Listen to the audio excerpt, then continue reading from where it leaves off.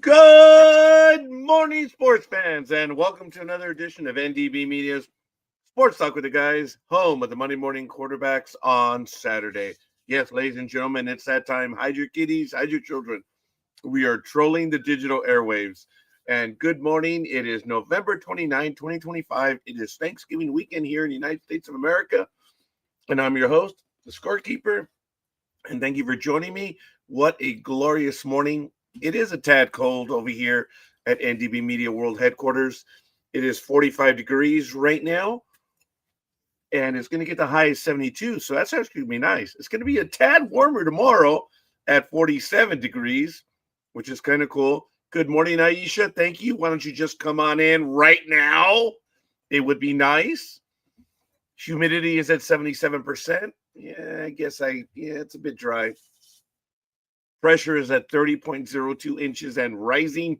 Visibility, even though the sun rises at 6:36 a.m., is at 9 miles. It is a clear morning. It is absolutely gorgeous. Sunset will be at 4:41 p.m. The wind is heading out to the west at 1 mile per hour. Dew point is at 39 degrees. Obviously, the UV index is 0 of 11. And we are in a waxing gibbous. And yes, I have my Cool Ranch Doritos this morning. Oh, what a glorious morning it is. So apparently I've been accused of just eating on this program. Whenever I'm on air, I am drinking and eating. This is not a shock, but I suppose it is for some people. Let's take a quick look at what is happening in sports history today.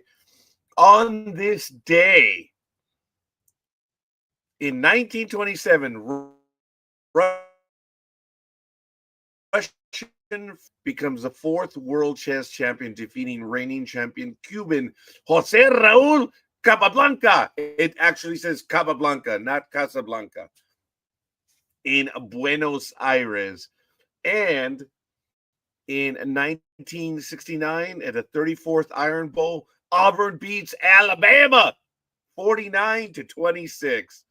So that's a quick look at history. Well, if you want to take one more, on this day in 1976, the New York Yankees signed free agent Reggie Jackson to a 5-year, $3.5 million contract.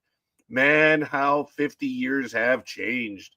And contracts are just out of, just atmospheric, don't you think? Incredible. Is anyone playing golf this weekend? I don't believe they are. No, there's nothing going on in golf right now. Not a thing. Well, that was a quick look at golf. That was actually really nice. Formula One, Las Vegas. Or was that NASCAR? No, that was Formula One, right? Yeah, that one happened, and it happened. This weekend, it is going on in Qatar, round 23. I believe their practice is underway right now, and the race will be, actually, we have qualifying going on. So the race will actually be tomorrow. See, at 8 a.m. my time, really? Track time at 7 p.m. Ooh, that is cool. They have a nice adjustment here on the Formula One website for that stuff. That's kind of neat. I like it. What a wonderful holiday, is it not? It is glorious.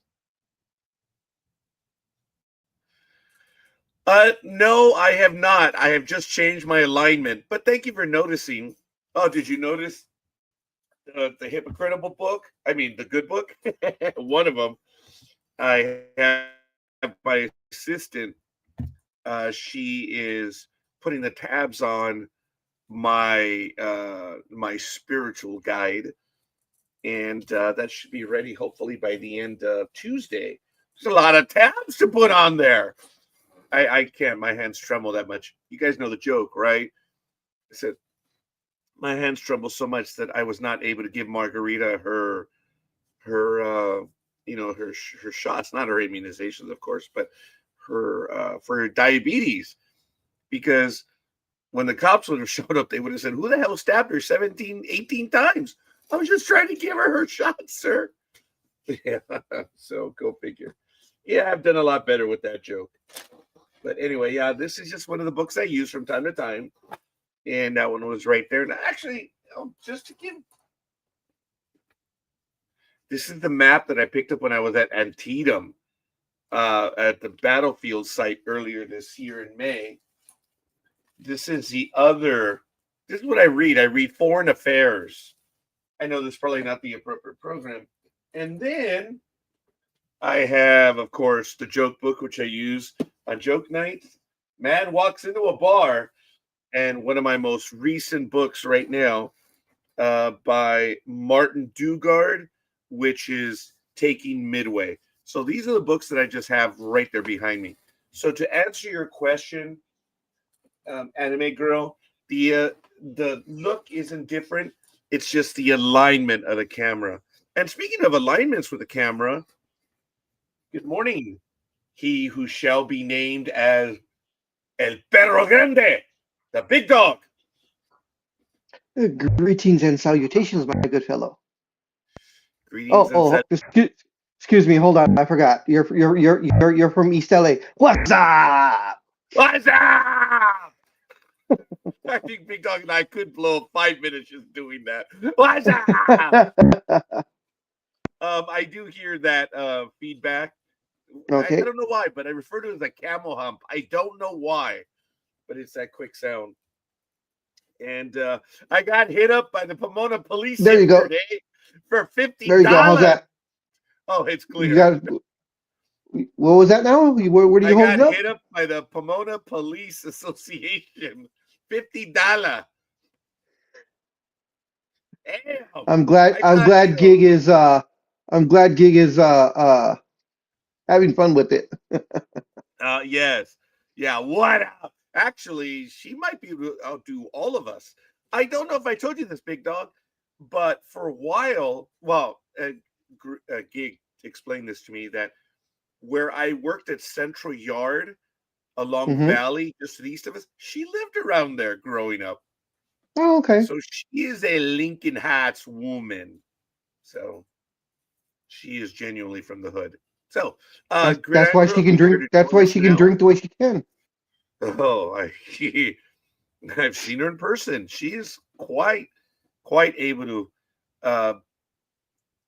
the quantity. Yeah, you know what? She can drink with the best of them. That's the best I can say. And she can hang with the boys. She can probably put some of the boys away as well. Yeah.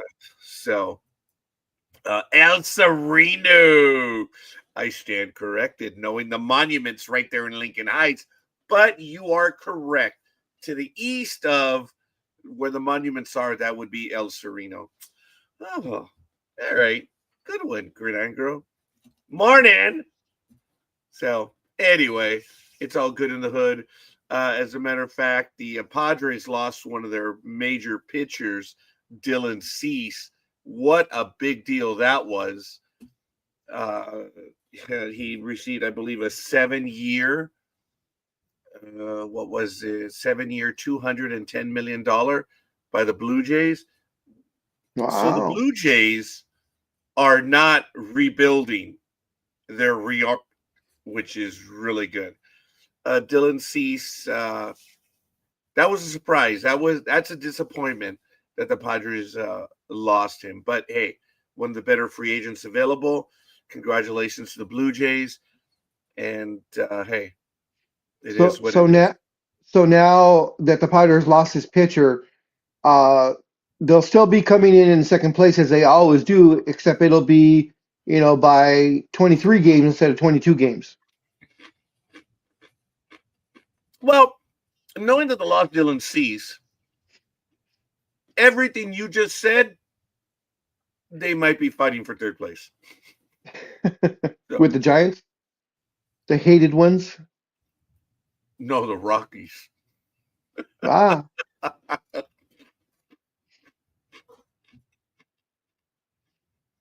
What you crunching on? Cool Ranch Doritos, man. It's the only thing. Sorry. Where's the cherry Coke that goes with it? Oh, maybe not this early in the morning. How times have changed. I don't even have my coffee anymore. I don't drink. I'm dumping a lot of my sugar intake, and it's I have to. So I'm really happy with it. Good I for don't you. want to, but I have to. The only time How I was your? have coffee or sugar now or a drink is when I go out. I rarely ever drink at home now. So I need to clarify that, gig. Soda or coffee. How was your Thanksgiving? It was rather quiet, even though I'm really unhappy with norms this year. For the first time ever, upon arrival, we had to wait 1 hour Wow. for the food to be handed to us. So once we received it, everything was good. They were so uncoordinated. I've never, ever, ever in the last 15 years, I've used Norms, the restaurant, twice, or no, about 8 times. And the time that you say or that you put that you want the food to be picked up, it's ready to go. So I don't know about that, Anime Girl, but it could very well be. Look, gig, I don't bother to read the labels. Sugar, 1 gram. That's it. 1 gram of sugars. But it has everything else that will kill me, which is pretty good. And I'm just generalizing, messing around. I didn't say anything towards Doritos. I'm a fan of Doritos. So I'm just kidding about that. But 2 grams. Are you happy with that? So I don't know if I would be sour, but it looks like the big dog's having some issues because we may have lost him. Hopefully he's able to return shortly. But anyway, if Gig would show up and if Anime Girl would show up, hey, we could have a conversation this morning. But it looks like the Padres, since Cease is now off the board, it looks like Framber Valdez of the Houston A-Holes is looking to get a roughly 5-year, $175 million deal.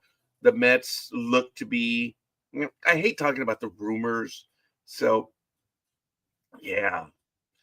It's just, I think the rumors are a waste of time. I know other people enjoy them and having those conversations. I do not. I think it's an actual waste of time because we have better things to do right here. Hopefully, that is the big dog returning. I'm And trying.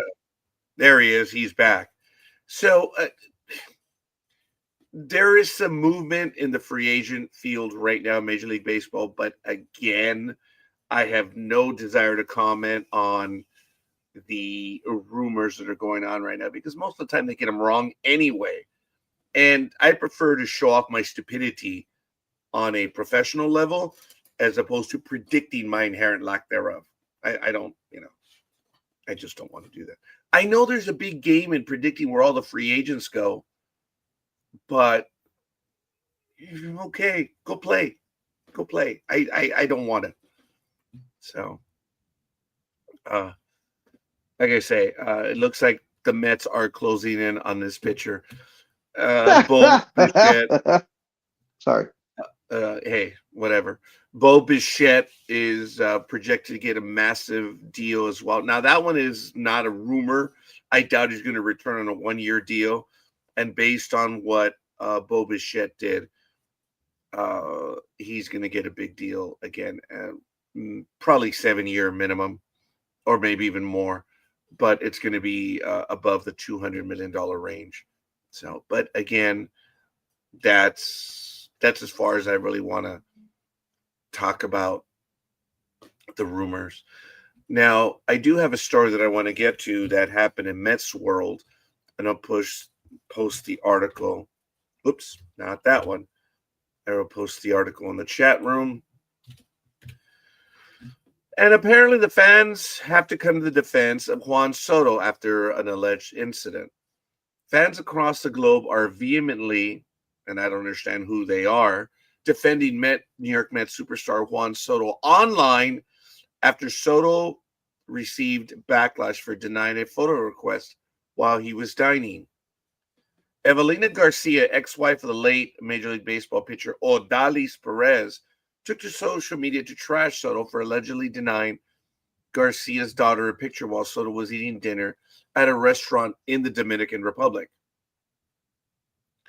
Now, the story continued that the situation immediately turned into a discourse on X about the importance of respecting famous people's personal space, with fans criticizing Garcia on grounds of entitlement and defending Soto for simply wanting to relax and enjoy his dinner. I do know several people that have reached certain heights. I'm not going to mention their names now. And they did comment that it is great to be asked for their autograph, but when they're having a meal, come on, let them enjoy the meal, and then you could hit them up at any other time. And the entitlement of interrupting them while he's having a meal, I know it was a little girl that did so, and the parents are now attacking Mr. Soto, and far be it for me to ever defend Mr. Soto, but dude, let him enjoy his meal. And then you get offended because he said no, because I'm having a meal. Come on, man. It is what it is. I hate having to defend this guy, but leave him alone. Let him enjoy his meal. I don't know what anyone in the chat room thinks, or even the big dog, which I think I got a little bit of his idea. Now you said it was the daughter of another famous athlete that had passed away already. No, because you said it was the wife of former or something or other, right? Wasn't she a famous person? I apologize. Yes, she is the former. I'm so sorry. I did say that. Yeah. Okay, so who is she to complain? Because I'm pretty sure that her well-known husband, especially in the Dominican where he was, had their dinners and breakfasts and lunches interrupted all the time. And I'm pretty sure she hated it. I'm pretty sure when she was out with her husband, trying to have a nice dinner, just the two of them, and someone would interrupt while they're eating, saying, "Oh, can I have your picture?" and how it made her feel. Whether or not her husband said yes or no is regardless. It's the fact of how she felt. And yet she's doing the exact same damn thing that all the fans did to her husband. And she's failing to understand Juan Soto's view on it. Say, hey, I'm in the middle of a meal. I mean, everybody can see that he's eating. I'm assuming he was eating the meal when the little girl interrupted or whatever. Wait till the person's done eating. Yeah, wait till the person's done eating, or maybe if you catch him before, right when he puts the order in, so he's got no food in front of him, in other words. Then you can maybe come up and say, hey, can I have a picture? Or, excuse me, Mr. Soto, after you're done, can I possibly have a picture? And then you go by, if he says yes or no, I'll let you eat your dinner. I just would like to have a picture. And then you walk away. Be respectful, people. Shit. Yes. Pina Posse, David Ortiz was in fact interrupted at dinner. Yes. But knowing that it's the daughter of a former, baseball player as well, come on, you should give them. I know it's a little girl, and I do appreciate your comment, that it is a little girl. And I don't know how young the little girl was. I don't care if it's a little girl.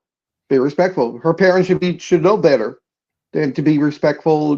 How would you feel in the middle of your meal if some little kid comes up and wants, and remember, you're famous. So don't think of it right now like if someone were to come up to myself or a scorekeeper and would ask for a picture in the middle of course, we'd be like, hey, yeah, I'm recognized. Yes. Now imagine this happening a couple of hundred times a month, at least. And of course, the more famous you are, the more times it's going to happen. Plus, Juan Soto is usually, you know of Juan Soto better than I, scorekeeper. So is he considered a douche Is he considered a nice guy? And I'm phrasing this in the way of Michael Jordan. Michael Jordan will not give autographs. He does not want to be interrupted. I've told that story many times of that little kid, like 7 years old, that was able to lucky enough to get into the elevator with Michael Jordan. And as they were going up the elevator, now mind you, that one I was pissed at because he's not doing anything. You know, the little kid pulls out his Michael Jordan card and asks for an autograph, and Michael Jordan said no. If you want my autograph, you go to the card show tomorrow, just like everyone else, and pay whatever it was that he was, being charging. That's a dick move.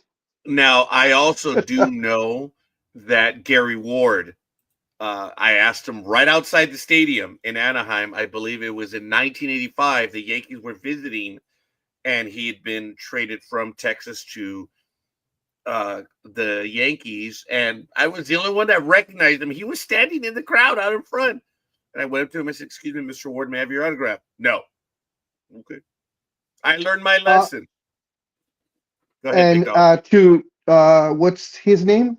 I believe it's Peanut Butter Posse. Okay, so Peanut Butter Posse. Yes, I do. I have 4 daughters, and yes, they have met a lot of famous people because I still go to San Diego Comic-Con. We have sat next to famous people having lunch, and if they saw someone, I would wait if they were talking to someone else. Just like when I met Kevin Smith, and my girls were there. He was talking with someone. I waited him to be finished talking, and then I approached him and asked if my kids could have a picture with him. So yes, I have offspring, so I know how that goes, and I've taught that to them, to be respectful of other people. Do the same respect you want. That's the same respect I expect them to give to those other people. So yes, I have been in those situations. And yes, I have, as I said, I have offspring, as you say. And by the way, I was recognized, I believe. I told this to the big dog back in 2011, 2012. Oh yeah, you're the singer. You're the singer. Oh well, no, that's another thing altogether. No, I've been mistaken for that individual many times, especially on weekends in the Latin world, which is really funny. But I was recognized as, "Hey, you're the guy that does, you're on Blog Talk Radio." I was shocked, and I'd only been doing it for a year and a half. And they asked for my autograph, and I was shocked. I was stunned. That's the only time it's ever happened in my life. Will it ever happen? No, because I am a nobody.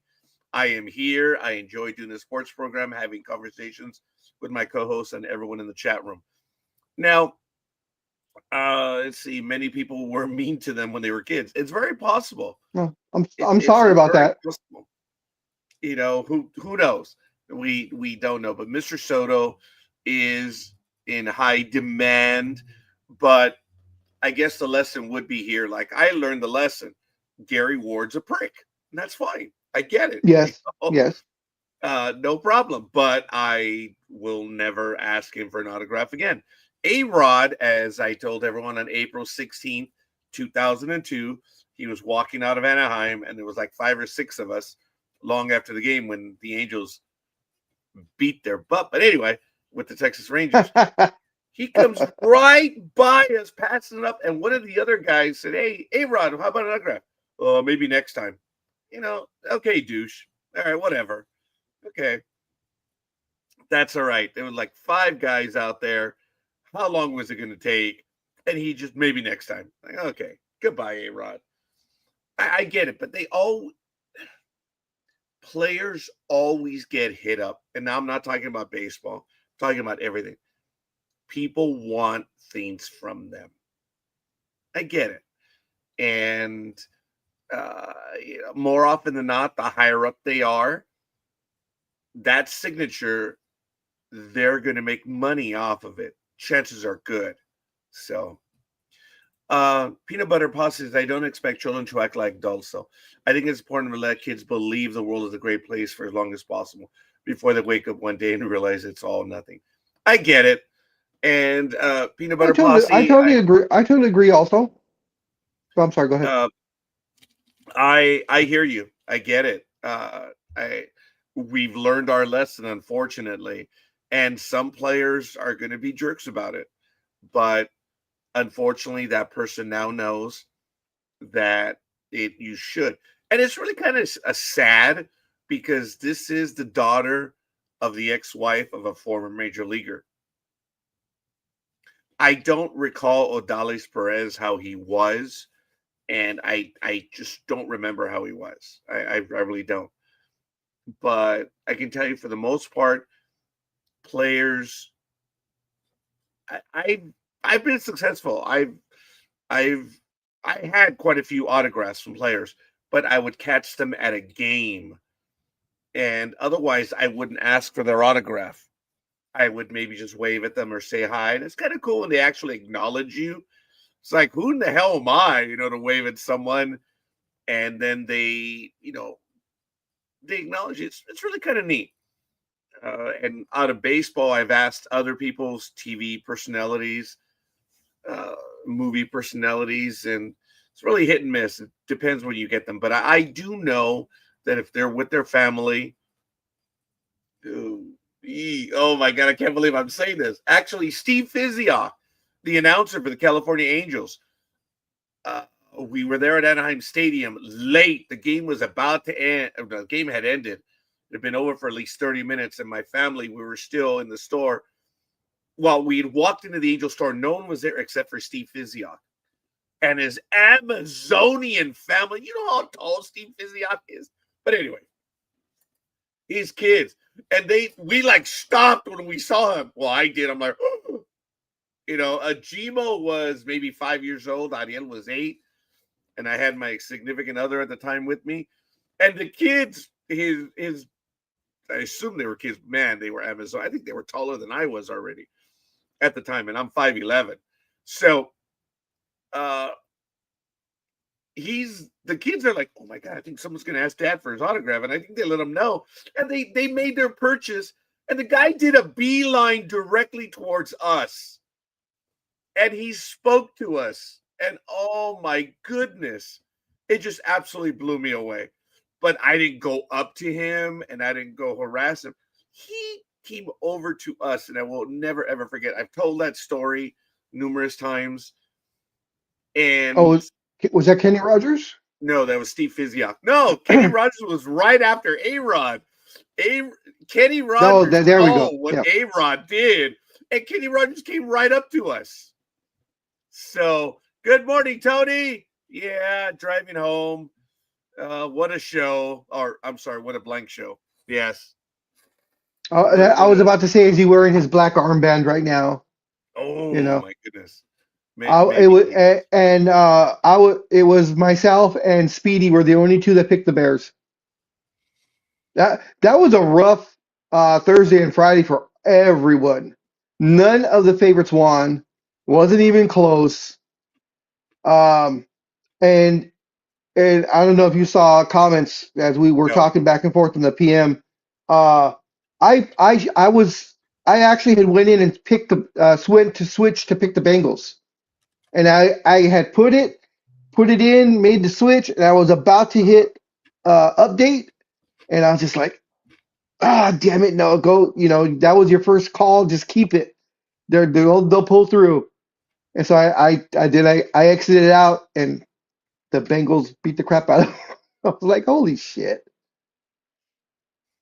Yeah. So, guys, let them enjoy their meals. Parents, teach them to, understand that they're people too. Mm-hmm. But I do agree that in a place, in a world, it's kind of cool to look up to someone because they're good at what they do. I always did. I had a chance I'm actually on Facebook. I'm Facebook friends with one of my heroes. But I'm not going to get into his whole thing. Anyone in baseball who knows what happened. But Jim Leyritz, when that kid showed up, Elvis, I mean, I love that guy. Have glove, will travel. Give him a glove, he'll play. Put me in, coach. I'm ready to play. Jim Leyritz. two gargantuan blasts in New York Yankees postseason history. 1995 All-Star game at Yankee Stadium. 1996 Game 4, Yankees down 6-3 when they were down 6-0. My wife and I watching the game standing right in front of our TV set, and it's 2 outs, runners up first and second. I looked down and I told my wife, I feel good with who's up right now. And that was Jim Leyritz. Colossal blast.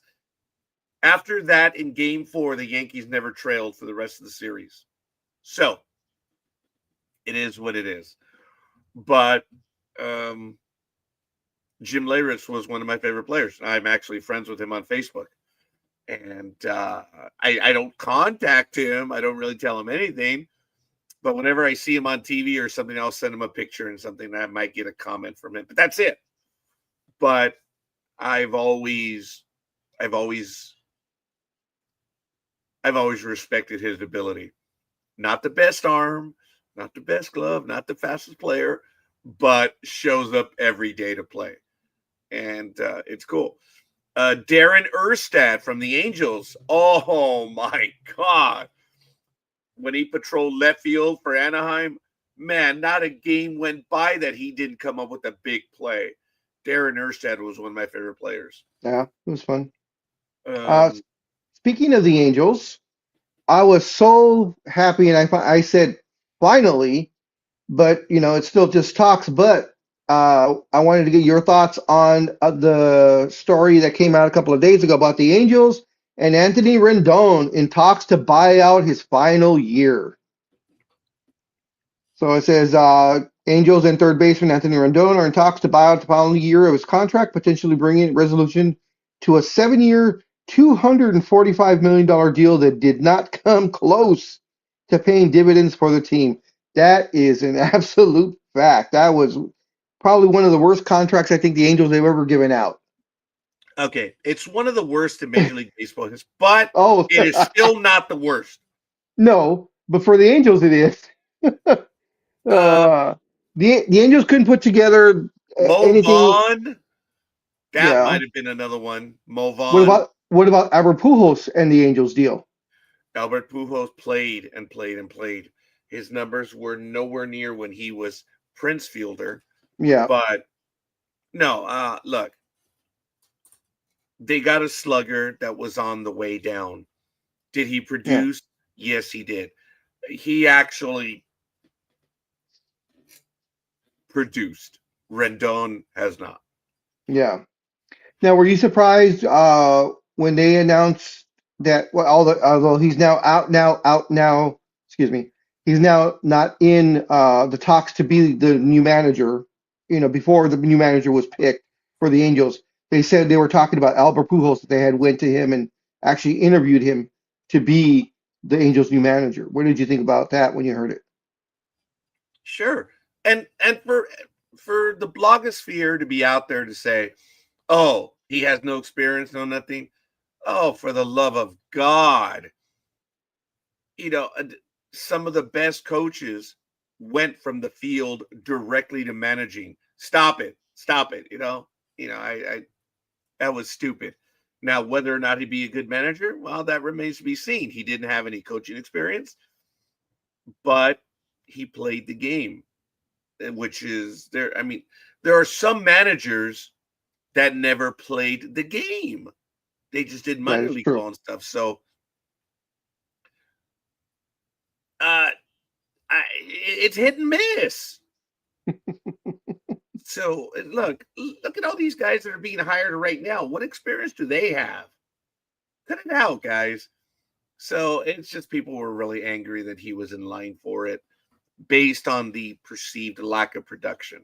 Look, I'm never going to say that Albert Pujols delivered on his deal, but he was there playing and he was getting some big hits near the end. But then even then, he got traded away, I think.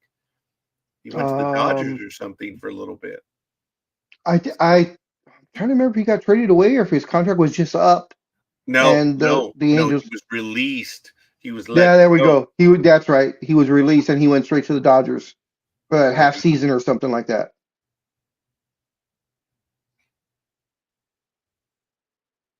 So, it you know it. We live in an interesting world, folks. Take responsibility for what you have, and I believe Peanut Butter Posse, if that is the correct name, and I do apologize if I got it wrong. I appreciate your points.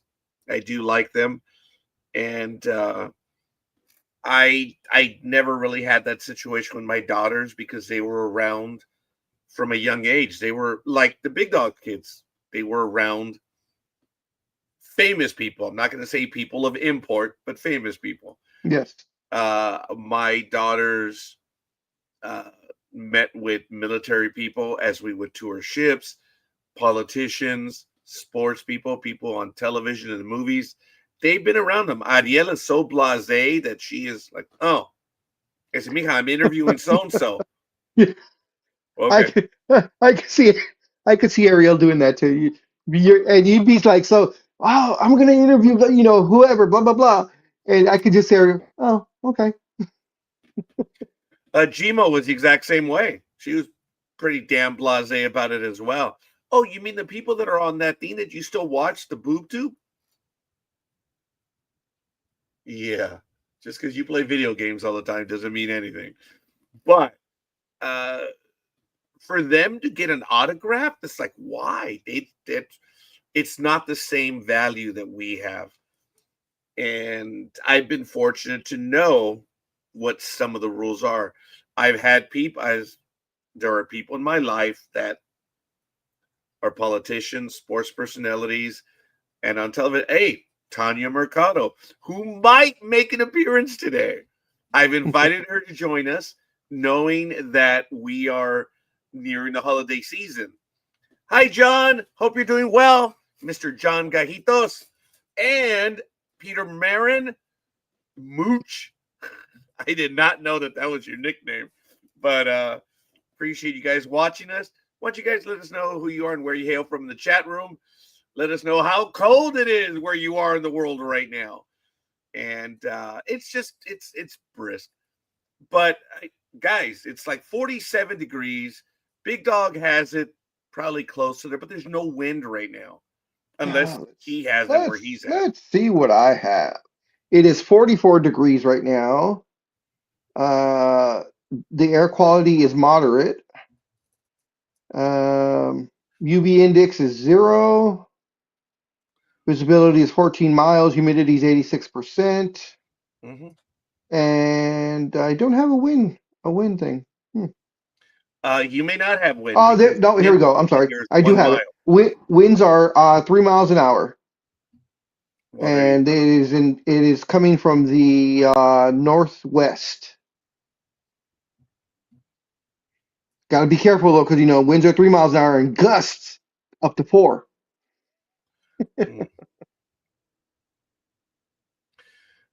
There are some incredibly bad deals in the most recent. Alex Gordon of the Royals, 4 years, 72 million. That was below average. You had, of course, BJ Upton with the Braves, 5 years, 72.5 million. These were just, man, that one was bad. The drop off with that one was bad. Madison Bumgarner, when he went to the Diamondbacks, that was a ripoff. 5 years, 85 million. Jordan Zimmerman of the Tigers, 5 years, 110 million. That was bad.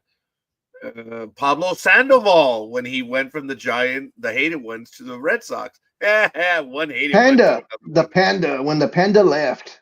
5 years, 95 million. I mean, that was one of the shortest mega deals of all time. And he returned to the hated one. Yep. Barry Zito. Oh my goodness. 8 years, 126 million with the Giants. His ERA went from a 3.1 to a 7. I know I'm exaggerating, but it was bad. It was bad. Prince Fielder. I love it. Guy's hurt, and yet he can still do the ESPN painted edition. I remember that one. Oh, that's right. Yeah, prick. I'm injured. I can't play, but you sure as hell can pose in the nude. That was a colossal failure. 9 years, 214 million. What did he do for Detroit? Tony, what did Prince Fielder do for Detroit? And his dad was so cool. Now, I like Cecil. Cecil Fielder was, I like Cecil. Albert Pujols, Angels, 10 years, 240 million. One of the biggest signings in Major League Baseball history, turned into a decade of diminishing returns. Yes. That's what I stated. Yep. And, yes, you did. Yes, you did. And then Anthony Rendon, 7 years, 245 million. So the Angels paid $5 million more for 3 years less. Actually, and got 7 years. And got 6 years less. Well, yeah. So everyone, all these deals are just the last few years. That's why, folks, there was a pitcher, Hampton, from the Braves that went to the Rockies. That was a colossal failure. The Yankees, they picked up the pitcher from the Montreal Expos, $39.9 million for 4 years, and he pitched like 10 games. And when he left the Yankees, he was like, I wish I would have gotten a little bit of respect. He got paid on time for being hurt all the time. You got your disability payment. Now shut the hell up. Now, do you think I got my disability payment, so shut the hell up? now, do you think in the future, and I'm talking about another 10 years from now, maybe a little longer, do you think the $700 million deal will ever be talked about as not a good deal? Because I know right now it's, of course, hand over fist. It's on the positive for the Dodgers. So, but do you think they'll ever look down on that? I mean, we've talked about this, saying that year is going to be bad, in the 7th, 8th, 9th, and 10th years, There is well, I can't say that because we did talk about the 1 or 2 free agent deals. Yes. Spectacular. Yeah. And they're just far and in between. Vladimir Guerrero was a great signing by the Angels that went 5 years. Yes. And they cut him too early. And they cut him 1 year too early. Oh my God, he was on a terror. He was a holy terror when he that final year, and he put it to the Angels every single time they played. And I don't blame him. And Angel fans cheered every time. Yep. Every time he walked up, he's beloved. They let go of him 1 year too early.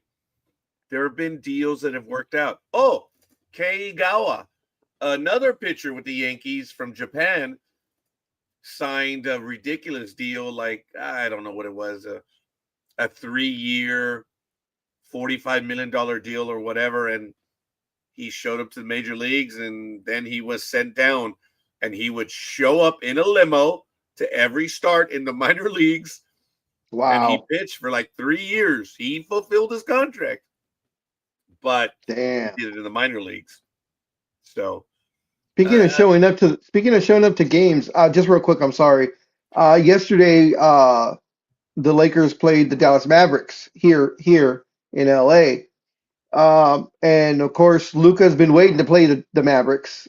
And Anthony Davis finally returned from being out like 12 games. He's only played like 5 games this year because he's been hurt all year long, Anthony Davis. So of course, the trade is everybody that looks back at that trade still says, the Lakers are really winning out since Anthony Davis isn't even playing. But Luka showed up in a brand new black Bugatti. They had pictures of him and his fiance pulling into the players' parking lot. I'm pretty sure that Bugatti probably went for at least $350 to $400. Beautiful car. I don't know how he fits in it, but a beautiful car.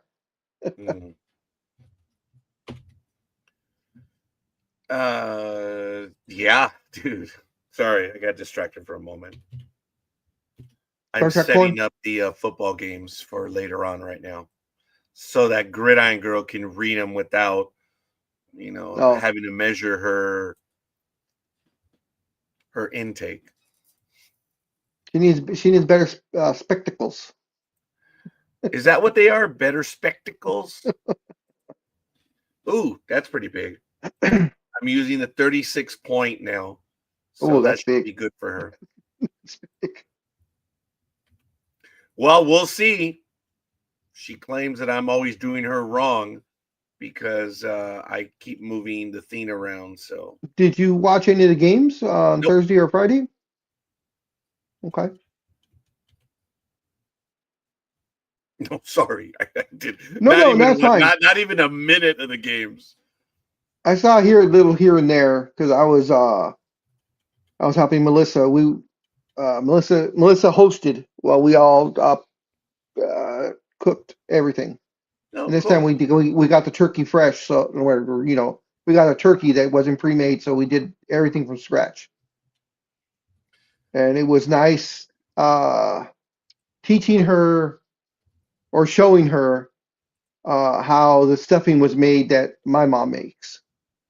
She had Ella had a did it, but she left out little things here and there. So I said, okay, she's like, I know how to do it. I said, okay. I go, but do you want to learn how your nana did it? And she's like, isn't that the same way? I said, No, little twist here, little twist there. What do you mean, no. if you're open to it. And she was like, oh yeah. So we did it. It was fun. It felt nice having everybody there. We all chipped in. We all did something. So it was great. I hear you. There was another signing in Major League Baseball. Sonny Gray actually was not signed, but former Yankee. He went from the Reds to the Yankees, and a big deal, and just never delivered because he could not handle The the pressure. the pressure. But it was also the Yankee pitching methodology did not work. It they wanted a screwdriver, but they got a Phillips when they wanted a standard one, and it doesn't always work. Yes. If the pitcher doesn't have that which you require, why did you even and to expect him to learn, how to well, let's just say it didn't work with the Yankees. And now the Red Sox traded for Sonny Gray, who's been a fairly effective pitcher when he doesn't pitch in pinstripes. So good for the Red Sox in making that move. So like I say, it's just starting, and we'll see. I'm not going to say it's going to be an interesting off season because that's what everyone says. We'll watch, we'll talk about it. That's it. Congratulations to the Blue Jays because they're reinvesting in their team. They're spending to win. They know what they have to do. They were beat by better starting pitching. So what did the Blue Jays do? They went out and got themselves yet another number one. Way to go, Blue Jays. Way to go. What Because the Yankees, if healthy, now with their number one guy coming back and their starting pitching being as good as it was, they're going to make it harder for the Blue Jays. But it doesn't matter. The Blue Jays are the defending American League champs, period. Hands down. Doesn't matter what I say. Well, you guys were the defending American League champions, so I mean, The year before, that means yeah, the year nothing. before. It means nothing. Last year, goodbye, man. That's gone. What have you done for me lately? That would be like saying that'd be like saying if the Mets invest in some quality players, you know, they don't have they have nothing to stand on that. Didn't they have the highest payroll scorekeeper Yeah. this past season? They didn't come. They missed the playoffs by what, one game or two games? It was close, right? And I know they missed. I know they They missed. But missed. but wasn't it? It's just like right there. What I mean, you when you play 162 when you play 162 games with the highest payroll in baseball, and you miss the playoffs by like say two games, and you think back of those games in April or May that you lost 2-1, 3-2, just simple And or yeah. you guys have to remember that even the Major League Baseball hitters, players, everything will tell you 1/3 of the time they're just not there Yeah. because of the It's grind. So yep. could you imagine if they actually decided to show up for every game? I What remember that when I played, I only played 3 games a week. So it was a lot easier for me, but I was up for every game. But again, I knew that I was on borrowed time. I knew that I did not have what others would have. So if I had a chance to play, I gave it 100% all the time. Look, I told you guys, with the pitches that I threw, speed was the common denominator, which I didn't have. I threw a knuckle curve, I threw a screwball, I threw a curveball, I had a sinker ball. I even screwed around with the fork ball for a little while. I never threw a slider. I was like, well, I so don't have a fastball, so why the hell am I gonna have a slider?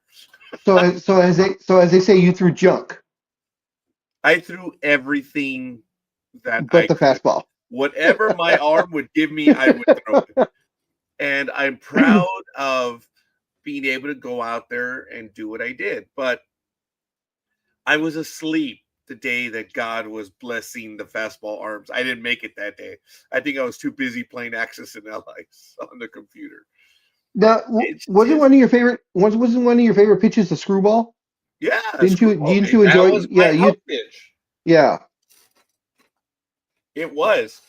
And the screwball, unlike the curveball, as I've explained so many times, that was it right there.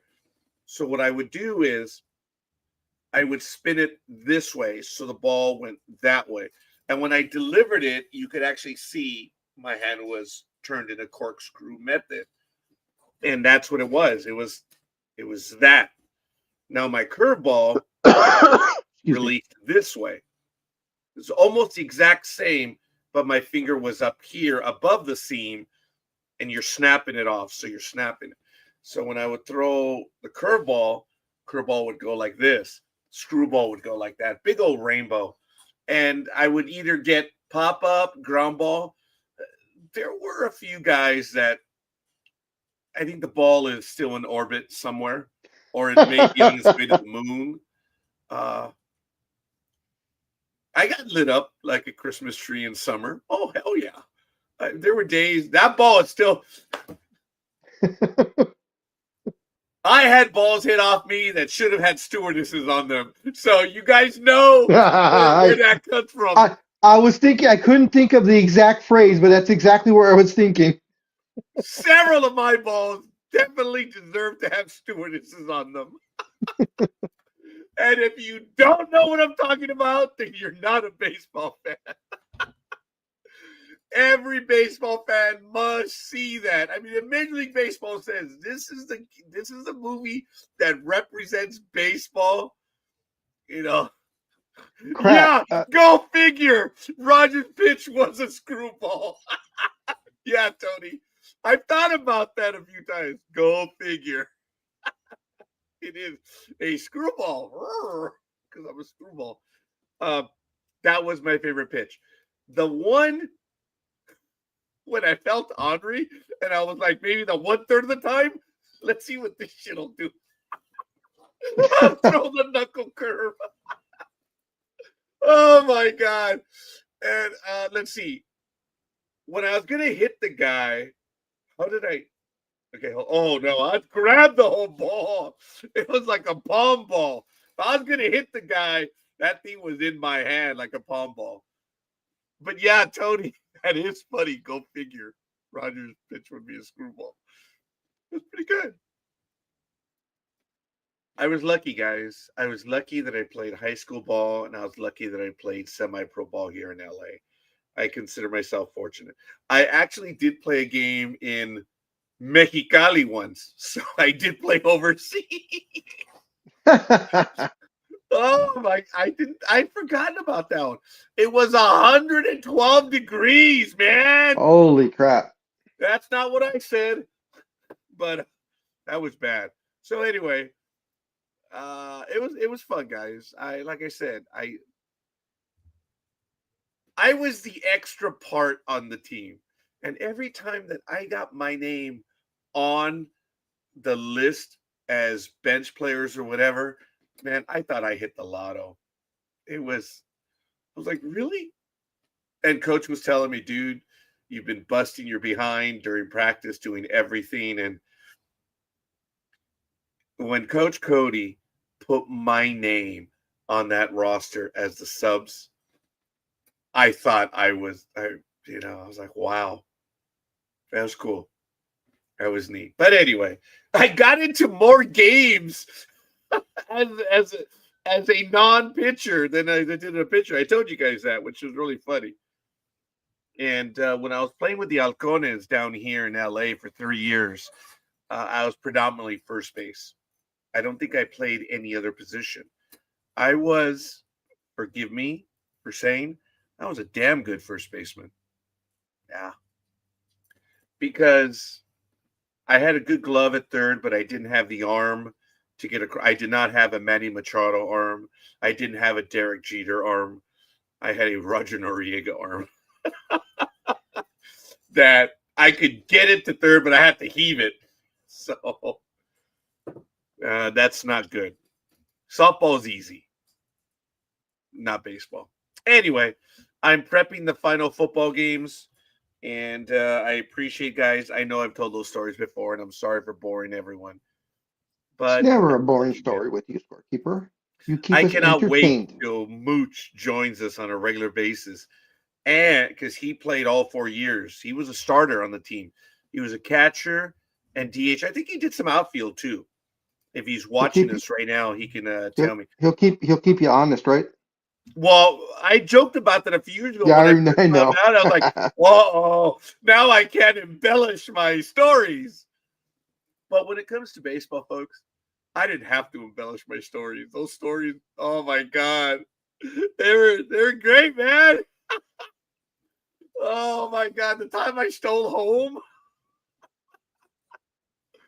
even the umpire should not have called it the way he did because time had been called. But he still, dude, he called me safe, and he looked down at me, but I called time.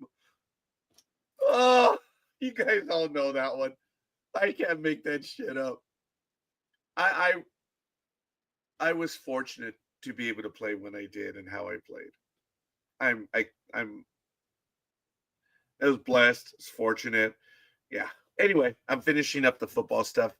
I should have in a little bit. There's fewer games right now, but I'm still setting them up. I have all the picks. They're going to be ready to go. On a slightly serious note, Go ahead. have you heard from Dream? Or when was the last time you talked to him? No. I can't get a hold of him. I've tried and tried. And even weirder, because I know he's a very busy man. I know that. He missed all his picks. He never misses his pick. I haven't had him miss a pick in 4 or 5 years, and he missed all the picks and did not answer. And I've tried to personally contact him too, and nothing. So I just All right. wondering if you heard from Well, I him. will leave him a message right now while I set this up. I'll be right back. Go ahead, Big Dog, and continue. Alrighty, folks. Recap from last week. Of course, as usual, going from the bottom up. Speedy was 0-2, of course, 0%. He is 81 and 82, 49.7%. Sports Sister was 5-9, 31.3%. She's 95 and 82, 53.7%. Papa Sox had the best week. He went 12-2, 85.7%. He's 77 and 54, 58.8%. Color Maven went 10-4, 71.4%. She's 106 and 71, 59.9%. Dream went 9-5, 64.3%. He's 110 and 67, 62.1%. Philly Special went 9-5, 64.3%. He's 113 and 64, 63.8%. Engineer went 10-4, 71.4%. He's 114 and 63, 64.4%. NorCal Girl went 10-4, 71.4%. She's 117 and 60, 66.1%. Coffee went 10 and 4, 71.4%. He's 118 and 59, 66.7%. Scorekeeper went 10 and 4, 71.4%. Excuse me. He's 121 and 56, 68.4%. Lukey's went 9 and 5, 64.3%. She's 103 and 47, 68.7%. Anime Girl went 11 and 3, 78.6%. She's 123 and 54, 69.5%. Gig went 11 and 3, 78.6%. She is also 123 and 54, 69.5%. I went 11 and 3, 78.6%. I am 124 and 53, 70.1%. Precariously holding on to my 1-game lead.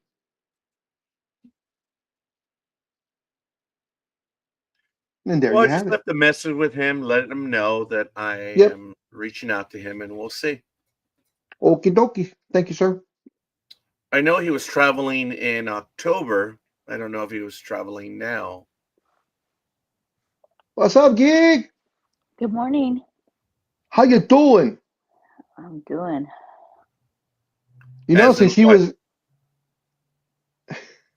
Hmm. you know, scorekeeper. Since she grew up in El Sereno, you know, she was a Aquanet queen. So, Yes, I've had many of cans. yep, many cans bit the dust. She personally is responsible for a small hole in the ozone layer, I as don't know why all you the girls say were in the was. 80s. Yes. Good morning. Konnichiwa. Konnichiwa gozaimasu. Miss. Hi, Gig. Hi. Would you say she's a hot mess? What was that? No. I'm not gonna repeat myself. Okay. You what? Well, I'm gonna try. Yeah, I guess it's good being deaf. I miss most of the stuff anyway. There's another statement that Speaking of, goes, I thought they were for keep it to myself. hearing aid. Oh, sure. I'm sure they'll get around to it. Are-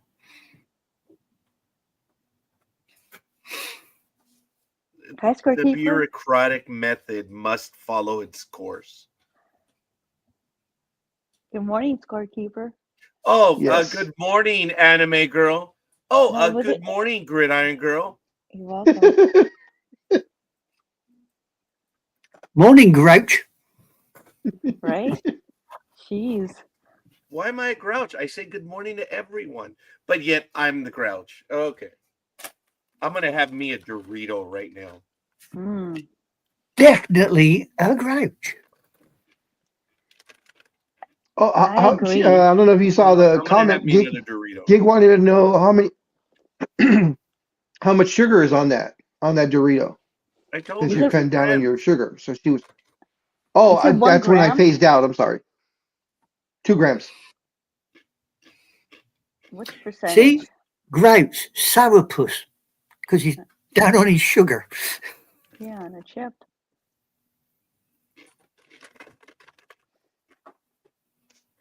But I do give him credit for not having his cherry Coke that goes with it, because he doesn't. Maybe we'll get him a sugar-free. I've already tried that. No, I'd rather not have it. I'm not going to have diet. It's disgusting. I'm sorry. And for everyone who drinks it, God bless you, but damn me to Drink hell. Coke because Zero. I'm not going to have it. No. Have you tried Coke Zero? Yeah. You don't like Coke? Coke Zero to me is the closest to Coca-Cola that you can get that's I've sugar-free. tried wild cherry Pepsi without the sugar. I've tried them all. I'm like, that's it. It's okay. I am addicted to. Oh, I'm sorry. Hold on a minute. Oh, I just heard Canela over here, poor thing. She had some breathing issues right now. It was cold last night, but she's in here and I've got the heater going right now. Thank goodness, because it has now dropped. It was 47 degrees when this program started. It is now 44 degrees outside. but it's 55 in here, which is okay. So 44 degrees. yeah. 47 over here. Well, that's a big Star Trek number. So that's good. So are you going anywhere today, Big Dog, or are you going to stay here all day? I'll probably stay here all day because Survivor Series is on today's the wrestling pay-per-view. No, I'm asking So right now we're during the picking of the games. Oh no, yes, I am going to be leaving. So I was going to say, if we're going to get started, I'll do the first game. I can get the first game in. All right, ladies and gentlemen, let's just go ahead and happen. So it's going to be Big Dog, Anime Girl, and myself, and then it's going to be Anime Girl and myself. So let's go ahead and get to it. I have everything pretty much set up and ready to go. Let me kick the Big Dog off first so he can come back in, because that's what happens here. And here we go. Well, I'm on my third platform, so we'll see what happens. Hopefully, Again, every time I open up a window, that's a big ass font. Thanks, Roger. Damn, Thank you. it's a big ass font. I like it. That's what she said. Yep. So that being the game, Rams Panthers, go! All right, and just before I start that, I do want to do a quick recap. So on Thursday, it was the Packers over the Lions, 31-24. The Cowturds beat the Chiefs, 31-28. The Ravens stunk up the damn all of Baltimore and lost to the Bengals, 32-14. And then we all felt bad for our favorite Philly special, our former champ. The Bears beat them 24-15. I call that one. I was one of the only ones other than Matt that picked the Bears. But I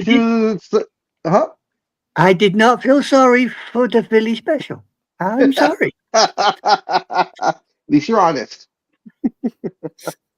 All right. So on Sunday, we have the 9-2 LA Rams heading over to North Kakalaki to take on the 6-6 Carolina Panthers. This will be, of course, in Charlotte. As I said, North Kakalaki at the Bank of America Stadium. It will be on Fox. In the comparables, points per game, the Rams are 6th. The Panthers are 28th. Yards per game, the Rams are 9th. The Panthers are 23rd. Time of possession, the Rams are 19th. The Panthers are 12th. Sacks, the Rams have 10, so that puts them in 31st place, almost dead last.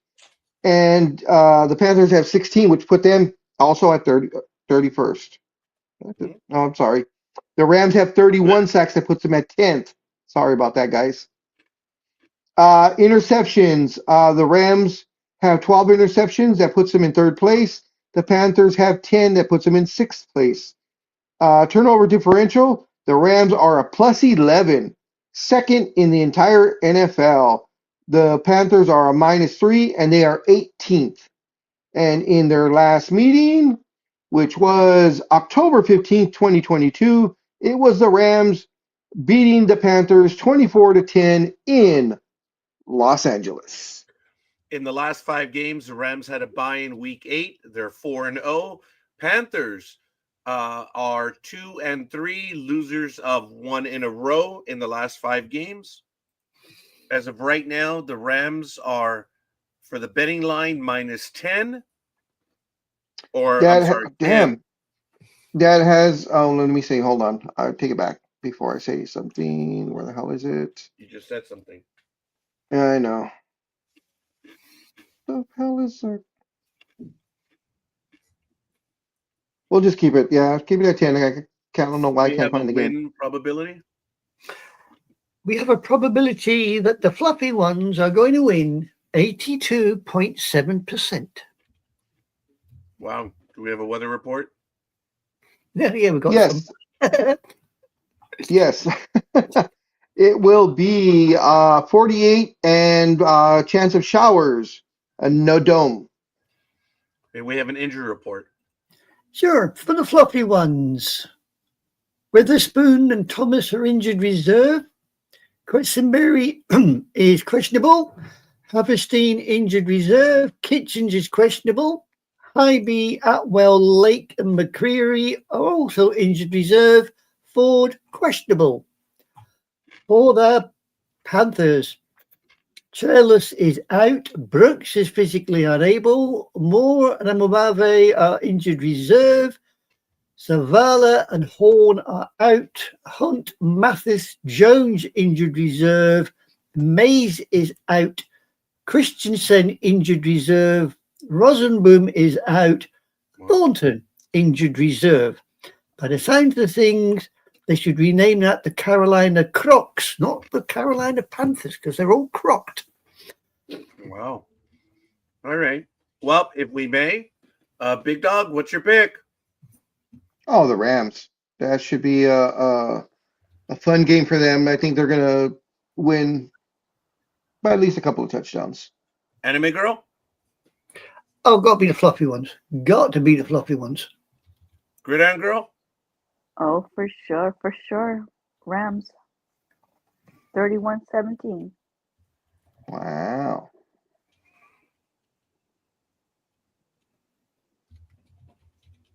Tony, wake up. Oh, there it is. Thank you. He's crying in his Philly sandwich while he's driving. Oh. All right. Be that as it may, Gridiron Girl. Oh, dear. He's looking for his egg whites. No, he's so depressed. He's eating the whole egg this time because he's so depressed. Right. Okay. So for Rams, we have Cafe, Color Maven, NorCal Girl, Big Dog, Enemy Girl, me, 31-17, Scorekeeper, and the Philly Special. And for the Panthers, we have Sports Sister.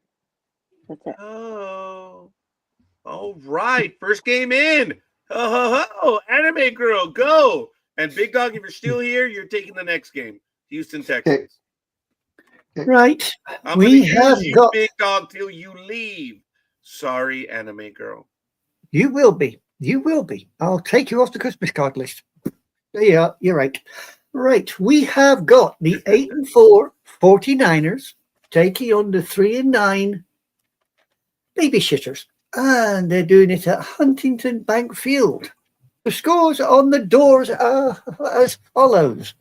Points per game. The 49ers are 15th, while the Babyshitters are 29th. Yards per game. 49ers are 10th, while the Babyshitters are 31st. In total time of possession, 49ers are 13th, while the little Babyshitters are 20th. In sacks, shock horror, the 49ers are dead last, 32nd. While the Babyshitters are second. Shock horror. In interceptions, the 49ers are 25th. Would you look at that? The Babyshitters are 10th. And for turnovers, the 49ers are 27th, while the Babyshitters are 13th. Shock horror.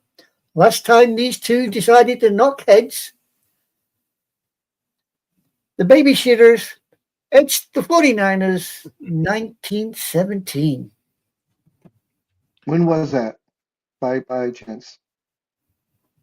The 49ers in their last 5 games are 3-2, winners of 2 in a row. And the Browns had a bye in week 9, so they had an interruption in their 3-game losing streak when they won in week 12 versus the Raiders. Right now, the 49ers are at -6 for the betting line. Yeah, well, their win probability ain't that high. Carry on, Big Dog. Sorry. My apologies. It's actually 4.5 now. It dropped overnight a lot. Wow. So someone's dumping a lot of money on. Someone's dumping a lot of money on the Browns for it to change 1.5 overnight. I checked it about 12:30 in the morning. Yes, this morning, I guess you would say. Yeah. Well, Only got a win probability for the Niners at 67.8. That's more than 2/3. Do we have a Yeah. weather report? Yes, it will be 37 and a chance of snow in Cleveland, Ohio at Hunters Bank Field. And of course, it is no dome. No dome. Wow. No dome. Will we have So an it injury could be- report, please? Yeah, it could be a Frosty the Snowman game then. Yeah. Okie doke. Injury report for the Niners. D. Jackson, injured reserve. Ayuk, physically unable. T. Jackson, defensive linesman, injured reserve, along with Tomlinson, Taylor, Gross Matos, Cowling, Williams. Okanayu and Bethanone is out. Bossa, Taylor, Robinson, Warner, injured reserve. Pinheiro is out. That's the kicker, by the way. That's the kicker. Now, for the babyshitters. Emerson, injured reserve. Ford is questionable. Jones is injured reserve. Watson, D. Watson, the quarterback, is physically unable with his Achilles. Wright is out. Azawu Kamoa, physically unable. Swain is questionable. Osborne, Watson, Reed, Carter, all injured reserve. Williams is questionable. Huntington and Bates, McCrone, they're all out with various ailments. And Jones is injured reserve. Who the hell's There playing? you go. Good question. I think it's probably the Boy Scouts versus the Girl Guides. I could be wrong. All right, Anime Girl, it falls to you. Who's the pick? Well, having read that little list there, I think I'm going to have to go with the old folks. All right. Well, thank you for that. Gridiron Girl. I'll take the old folks too. Yeah, scorekeeper's going to go with the Fools. Big Dog? Much as I love my babyshitters, I don't think they're going to be able to win this one. Okay. Gridiron Girl, do what you do. I'm sorry. I mean, would you regale us with your voice? Sure. For the Niners, we have Cafe, we have Color Maiden, we have Sports Sister, NorCal Girl, Anime Girl, Gig, Scorekeeper, and the Big Dog. Oh, And for the baby. sorry, one more.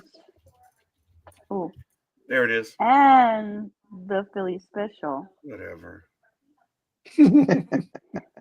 And for the baby shitters, nobody. Oh, wait a minute. No one's shitting for the baby. apologize. He went for the baby shitters. Oh. What? Never Tony? mind. Tony? I've got you. Tony? You had the lames. And now, Yeah? Yep. Yeah? good morning, Lukies. Thank you. I think that loss it's got to his head. Are you serious, Right. Tony? Are you going for them? Well, Mind you, I mean, if you the know, defense, the Browns only have defense. Really, All right, I so, apologize. So Yeah, they do have a good defense, yeah. Yeah. So, Purdy is trash. Purdy's trash. Oh, that's right. Purdy's playing. Oh, shit. Wait a minute. right? Oh, I got something to think about. You know what happens if you change. I forgot that he was playing. So what's it going to Oh, be? damn. No, Go I'll ahead, keep go- it that go for now. do I'll it. keep Go do it. it that for Do it, now. Big No. dog. No. Okay, so for No. so for the baby shitters, we have a correction. The Philly Special. There, that's it. All right, we're going and blowing. Texans and Colts. Go, Big Dog.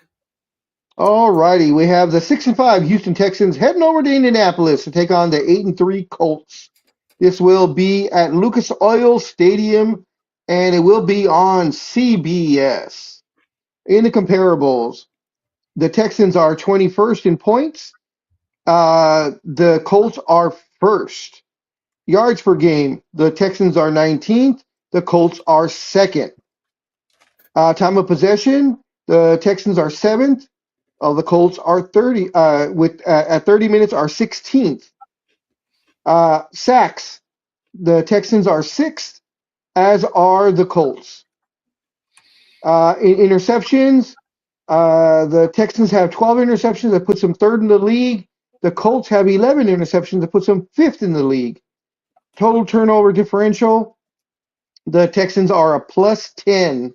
That puts them third in the league, and the Colts are a plus 4, which puts them ninth in the league. In their last meeting, it was the Texans over the Colts 23-20, October 26th of last year. In the last 5 games, the Texans are winners of 3 in a row and 4 of the last 5. The Colts had a bye in week 11, and they're 2-2. They lost to the Chiefs last time, 20-23. The betting line is Colts minus 3.5. Yes, sir. Do we have a win probability? Yeah, looks like they're going to take it 62.6%. It's enough for me. We have a weather report for the dome. Yes, it'll be 28 degrees and cloudy as you walk from your car to the dome. You heard that, Tony? You can do that walk, Tony. Go for it. May we have an injury report, please, anime girl? Certainly, sir. Oh. For the Texans, Hill is out. Jordan is injured reserve. Ward, Dell are both physically unable. Holman is questionable. Futasaki is injured reserve. Hinish is physically unable. Hamilton, Watson, Smith, Taylor, Bryant, Stewart are all injured reserve. Pryor, Carter are both out. And Arnett is questionable. For the Colts, these are 2 pretty banged up teams by the looks of things. For the Colts, Scott Richardson, who is a quarterback, are on injured reserve. Winfrey, Denbo are both questionable. Carles, Wilson, Ahmed, Buckner, Wally, Montgomery, Waller, Freeland, Phillips, Doolin, Schrader are all injured reserve. Hilton is out. Wow. So, like I said, these are 2 pretty banged up teams. Yep. All right, big dog, who are you going for?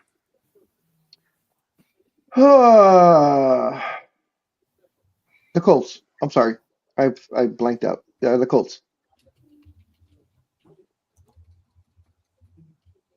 Oh, God.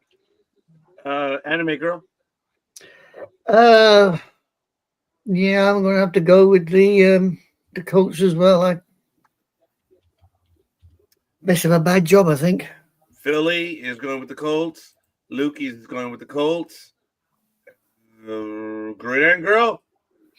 Yeah, I do believe Texans can win, but I'm going to go with the Colts. I can't pull the trigger. Do it. Yeah. Do it. Yeah. Our keeper will go with the Colts. All right.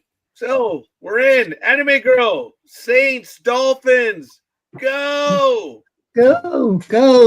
Right. We have got the not so good marching in Saints 2-9. So you don't want me to talk, huh, Roger? Oh, son of a. All right. I apologize. Language, Timothy. Language. I'm sorry. I am so sorry. Gridiron girl, please do what you do, knowing that I failed you yet again. We've lost Big Dog. See what you did? Texans, we have nobody. And for the Colts, we have Cafe, Colored Maven, Sports Sister, NorCal Girl, Lukey's, Big Dog, Anime Girl, The Philly Special, Gig, and Scorekeeper.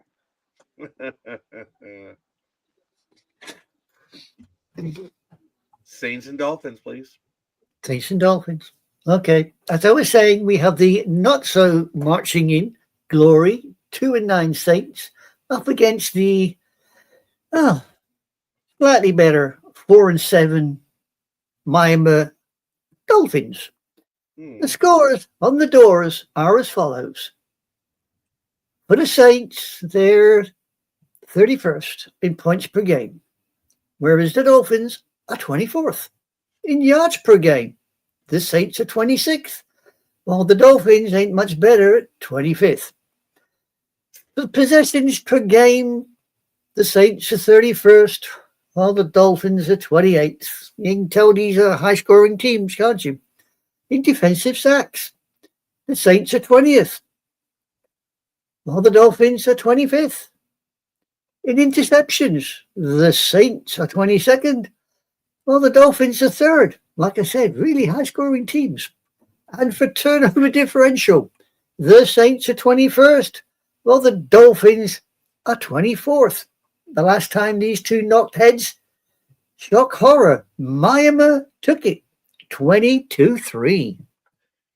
The Saints had a bye in week 11, but they are losers of 1 in a row and 3-1 in the last 4. The Dolphins were on a bye last week, and prior to that, they were winners of 2 in a row or 3-1 in the last 4. For the betting line, we have the Dolphins at -5.5. Win probability has the little fishy folk at 68%.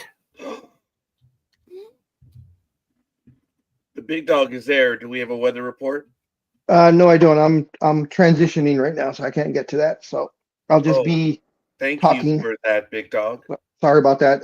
It was weird that my iPad just shut down all of a sudden. I have no idea what the hell happened. It don't like So- you. No shit. Actually, no, it doesn't like me because it only gives you problems when you're talking to me. No. It knows I love you, Raj. Interesting. Anyway. Yes, Gridiron Girl. May we have an injury report, please? Sure, you can have an injury report. For the Saints, we have Kamara is out. McCoy injured reserve. Olaf is questionable. Then we have Miller, Salvadiri, Clapp, Means, Young, Plain, Palmer, Broughton, Blackman, and Williams are all injured reserve. Who had the Wow. clap? Someone had Pardon? the clap? You said someone had the clap? Oh, Yeah, okay, big dog. That's what I heard. All I will say, big dog, is camels and fleas. Okay?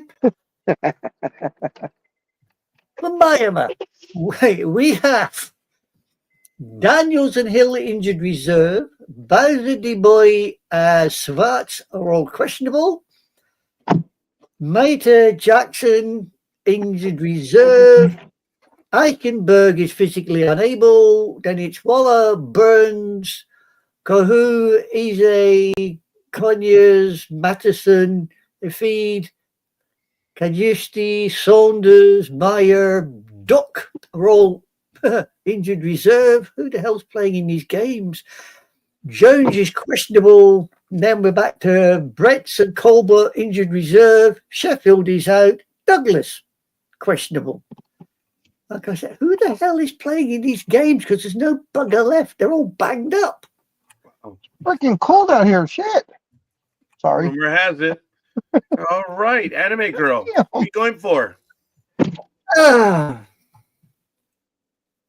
it really matter? I'll take Miami. Yeah, Gridiron Girl. Lukey's. Uh, Tony's, fish- I need your the- pick. The fishy people. Big dog. Charlie of the Sea.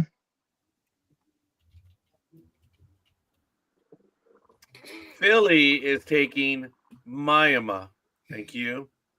And scorekeeper is not feeling it, so he's going to go with Miami. Lukey's. Yeah, this game was this one and the next game that you're gonna go over are the two who gives a shit games of the week. Yeah, you're right there, big dog. You are right there. Well, speaking of that, Gridiron Girl, you're up. Huh? Speaking All right. of who gives a shit, Yeah. Oh, okay. So, thanks, Sports Sister. And for the Maima, we have Cafe, Color Maven, NorCal Girl, Anime Girl, Gig, Big Dog, The Philly Special, and Scorekeeper. All right, ladies and gentlemen, let's do it.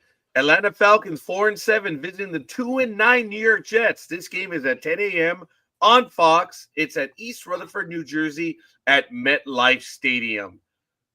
As you take a look at the comparables, they're both tied points per game at 19.9, giving them 26th place overall. In yards per game, Falcons have 329.7 to 281.5. In time of possession, the Falcons are 29 and 18 minutes as opposed to 28 and 52 minutes for the Jets. In total sacks, the Falcons are third overall with 39, and the Jets are 28th with 19. In interceptions, the Jets have none for dead last, and the Falcons have 9, putting them in 10th. Turnover differential, the Falcons are +5, leaving them in 6th place, while the Jets are a mighty charitable team, the most charitable in the league, tied for 32nd at -13. Last time these two teams played, Atlanta 13-8 over the Jets. When you look at the last 5 games for the Falcons, they are 1-4. Wow, they beat the Saints. Really? Oh, yeah. And they were losers of 4 in a row at least in the last 5. The Jets had a bye in week 9, so they're 2-2, losers of 2 in a row. The betting line for this one is the Falcons are 2.5. We'll skip the weather report for now. Do we have an win probability? Yeah, little birdies are going to take it 56.8%. So you see their cup runneth over. No. 56.8%? Yeah, their cup runneth over. Oh my goodness. Okay, fair enough. Do we have an injury report, please? Yeah, this is going to be a long list of who ain't playing for either side by the looks of things. For the Falcons, we have Trice injured reserve, Anderson physically unable, Phillips, Whitley, Norton, Jones, McGarry, all injured reserve. Woods is out. Roberts injured reserve. London is out. Bowman, Penix injured reserve. Hayes is out. Harrison injured reserve. Lindstrom is questionable. Malone injured reserve. And for the Jets, Zerline is questionable. Charles is physically unable. Reynolds is injured reserve. Mosley is questionable. Here we go. Surratt, Allen, Boyd, Cowart, Hartwig, Vera, Tucker, all injured reserve. Robinson is out. Brownlee is questionable. Then we have Jones, Wilson, and Cisco, all injured reserve. Phillips is questionable. And Wigland is out. As I said, don't know who's playing in that game either because there ain't many left there to play. Wow. All right. Well, it's who cares? I'm no fan of the Jets. kind of like the Falcons a little bit better. So scorekeeper is going to go with the Falcons, and he says it's going to be 19-10. And our first pick for this game, well, actually, Lukey's went with the Falcons, and now Philly is going to go with the Dirty Birds. So, Anime Girl, what's it going to be? I'll go with the Falcons, but I think it's only going to be something like 14-7, if that. No, 14-3. Cancel that. 14-3. Hereby canceled. Gridiron Girl. So if the Jets are going to win a game, this is going to be the one that they're going to win. So I'm going to go with the Jets on this one. Damn it! You took my pick. That's exactly what I was thinking. I'm picking the Jets. Knowing that they're 2-9, so says Gig. If they're going to win a game, this will be the one. Okay. That's exactly what I was thinking. Big Dog, what are you going to do? I'm taking the Jets. Yeah, I'm taking the Jets. I was thinking the exact same thing. If the Jets are going to win one more, this will be the one. Son of a bitch. That's what I was saying. You took my pick.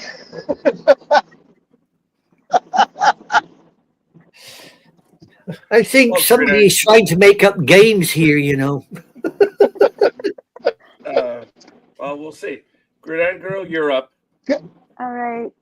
So for the Falcons, we have Cafe, Color Maven, NorCal Girl, Lukey's, Scorekeeper, 1910, The Philly Special, and Anime Girl, 14-3. And for the Jets, we have Sports Sister, Gig, and Big Dog. All right, Anime Girl, you're up. I got the cards in the box, right? Yep. Yep. Here we go. We have got the wonderful, the delightful 3-8 Cardinals up against the equally wonderful 6-5 Buccaneers at Raymond James Stadium. The scores on the doors, like anybody cares for these two. We have points per game. The Cards are at 18th, while the Bucks are 14th. In yards per game, the Cardinals are 15th, while the Bucks are 20th. Time of possession, Cardinals are 5th, while the Bucks are 9th. In defensive sacks, the Cardinals are 23rd, while the Bucks are actually 13th. They've decided to pull their socks up a bit. In interceptions, the Cardinals are 10th, while the Bucks are 6th. And in turnover differential, Cardinals are 9th, while the Bucks are 5th. In the last matchup, it was a thrilling game of a loss of 3 points for the Cardinals as the Bucks took it 19-16.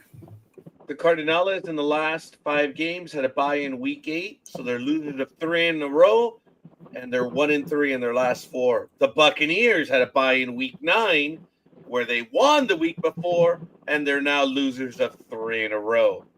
The betting line is the Buccaneers minus 3.5.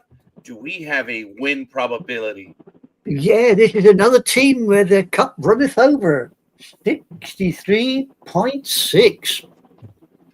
Impressive. Do we have an injury report?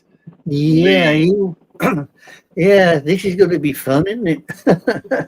Oh, yeah, this is really going to be fun. For the Cardinals, are you ready? Because this could take some time. We have Jones and Connor injured reserve. Blackson is out. Gilkin Benson injured reserve. Then we have Demicado Nolan out. Russell Thomas injured reserve. Harrison questionable. Blount Sane Connor injured reserve. Hernandez is out. Knight questionable. Riemann, injured reserve. Melton, questionable. Collier, Jones, injured reserve. Beecham, questionable. Volkek, Wilson, Fajeco, Murray, injured reserve. Taylor, Demison is out. Jones is out. I don't know who the hell's playing there because I think nearly everybody, offense and defense, look like their injured reserve are out.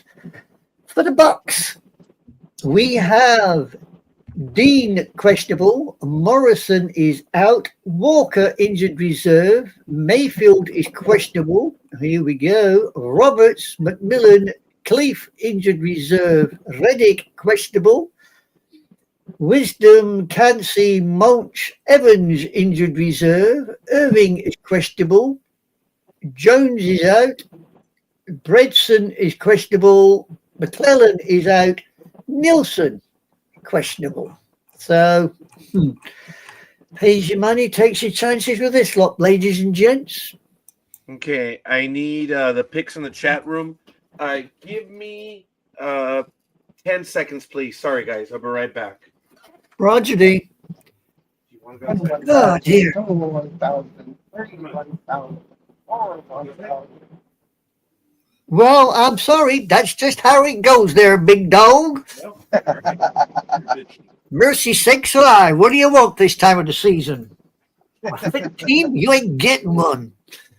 I'm so sorry, guys. Oh, well, Everything you okay? I apologize. Okay, here we go. So, Anime Girl, what's it going to be? I'm going to risk it for a biscuit and take the Buccaneers. Oh, you got problems. All right, Anime Girl. You got problems, Gridiron Esco Girl. Yeah, I'll also be taking the Buccaneers. Big Dog. Same thing. I'm taking the Buccaneers. Looks like Tampon Bay is Philly. So scorekeeper has no love for the Cardinals as well. So that's easy enough. Alrighty then. So Gridiron Girl, go. All right. So for the Redbirds, we have nobody. For the Buccaneers, we have everybody. We have Cafe, Color Maven, Sports Sister, the NorCal Girl, the Lukey's, Anime Girl, Gig, Big Dog, the Philly Special, and Scorekeeper. Yay, scorekeeper. The end. Yeah. It looks like your man's got problems up there. Okay, sorry about that. All right, you're done, right? Gridiron Girl? Yep. Yep. Yeah. Okay, Jaguars, Titans. Let's get to it. Sorry for the delays, folks. I had one immature little schizo kitty right now, and I'm not talking about that woman that I was married to. No, I'm talking about the little cat that I had in here. It was having problems. Jacksonville Jaguars, 7-4. What a shock against the Tennessee Titans. 1-10. This game's at 10 a.m. on CBS. It's in Nashville, Tennessee, at Nissan Stadium. It's going to be on CBS. I may have said that already. Sorry. Taking a look at the comparables. In points per game, Jaguars are 12th overall, and the Tennessee Titans are 30th. In yards per game, Jaguars are 16th, and the Tennessee Titans are last. In possession or time of possession, Jaguars are league third best. They're ball hogs. And Tennessee, they're 27. Beg your pardon, scorekeeper. They're ball hogs. Damn you, sir. Why? They're ball hogs. That's what they do. They hog the ball. And in sacks, wow, the Jaguars are not very good. They're 25th. And Tennessee, wow, they're 13th. Go figure. In interceptions, Jaguars are a second best with 13. And Tennessee, at least they've done it 5 times for 25th overall. But when it comes to turnover differential, this is a good team at +4. The Jaguars putting them 9th overall. And Tennessee, -5. They're charitable. That puts them at 24th. Last time these two teams played, Jacksonville by 7 over Tennessee, 20-13. And in the last 5 games, Jaguars had a bye in week 8, but they're 3-1 in the last 4 and winners of 2 in a row. Tennessee had a bye week in week 10. That doesn't matter. They're 0-4 in the last 5 games. Are the Titans. The mighty, mighty losing Titans. Speedy, where the hell are you? He's probably still drowning in turkey. He's fixing his chair. Oh, that's funny. Yeah, or I don't know. Maybe the internet's down and you can't fast forward. All right. No, what it is he fast forwarded already, and he's in the future waiting for us to catch up to him. I figure that would be the case. -6 for the betting line for the Jaguars. Do we have a win probability? 69% for little spotty pussycats. Wow. Do we have an injury report? Please. We do. For the Jags, Walker is out. Hodges is physically unable. Dixon and Lane are both questionable. Bicardi is out. Rainsall, McLeod, Hunter, Cephas, Murray, injured reserve. And Idoga is out. That is it for the Jaggies. Now for the mighty Titans. Yes. Big Dog, say bye to Kathy. Hope she has a good day. She said bye. She said thank you for seeing her. Hope she has a good day. I am sorry, Anime Girl, for interrupting this familial moment. You do not have to apologize for that 1 inch. I will carry on now if you so desire, sir. I do desire. As such, right. We have now the mighty Titans injury list. Oh my God. Here we go. Cushenberry is out. With a name like that, I'm not surprised. Sneed, injured reserve. Hardy, Brush are questionable. Ayton is injured reserve. Johnson is questionable. Now, Levi, the quarterback, injured reserve along with Hunt. Small is questionable. Ridley, injured reserve. Prince, questionable. Origi, injured reserve. Moore, questionable. Ahmad Davis is out. Tuttle is out. Oliver, injured reserve. Watson is out. Odiako, injured reserve. Woods, questionable. Gay, injured reserve. Okakuwu and Ayamura. Oh my Jesus Christ. They are both questionable. Brooks is out. So when it comes to the Titans, I think they're calling up the boys brigade because there ain't nobody playing for them. Wow. All right. Fair enough. So it looks like Billy is going for the Jags. So, Anime Girl, what's it going to be? What's it going to be? I'm going to have to go with the Spotty Putty Cats. Gridiron Girl, please. I'll take the Spotty Pussycats too. Big Dog. You know, I got to go with my dark horse team. The Titans? Yeah, very funny. Oh, Big Dog's going for the Titans? I'm sorry. Yeah. Okay. Yeah, no, I'm going for the Jaguars. I don't think so. Yeah, sadly, Scorekeeper's going to go for the Jaguars, and Lukey's did previously, as well as Philly. Gridiron Girl, did you say something? I'm sorry. No. Oh, okay. Well, if I interrupted you, I'm sorry, but I'm moving on. Oh, no. You're up. Oh, okay. For the Jaguars, we have Cafe, Color Maven, Sports Sister, NorCal Girl, Lukey's, The Philly Special, Anime Girl, Gig, Big Dog, Scorekeeper. And for the Titans, we have nobody. That is all. That was so seductive that she said your name there, Scorekeeper.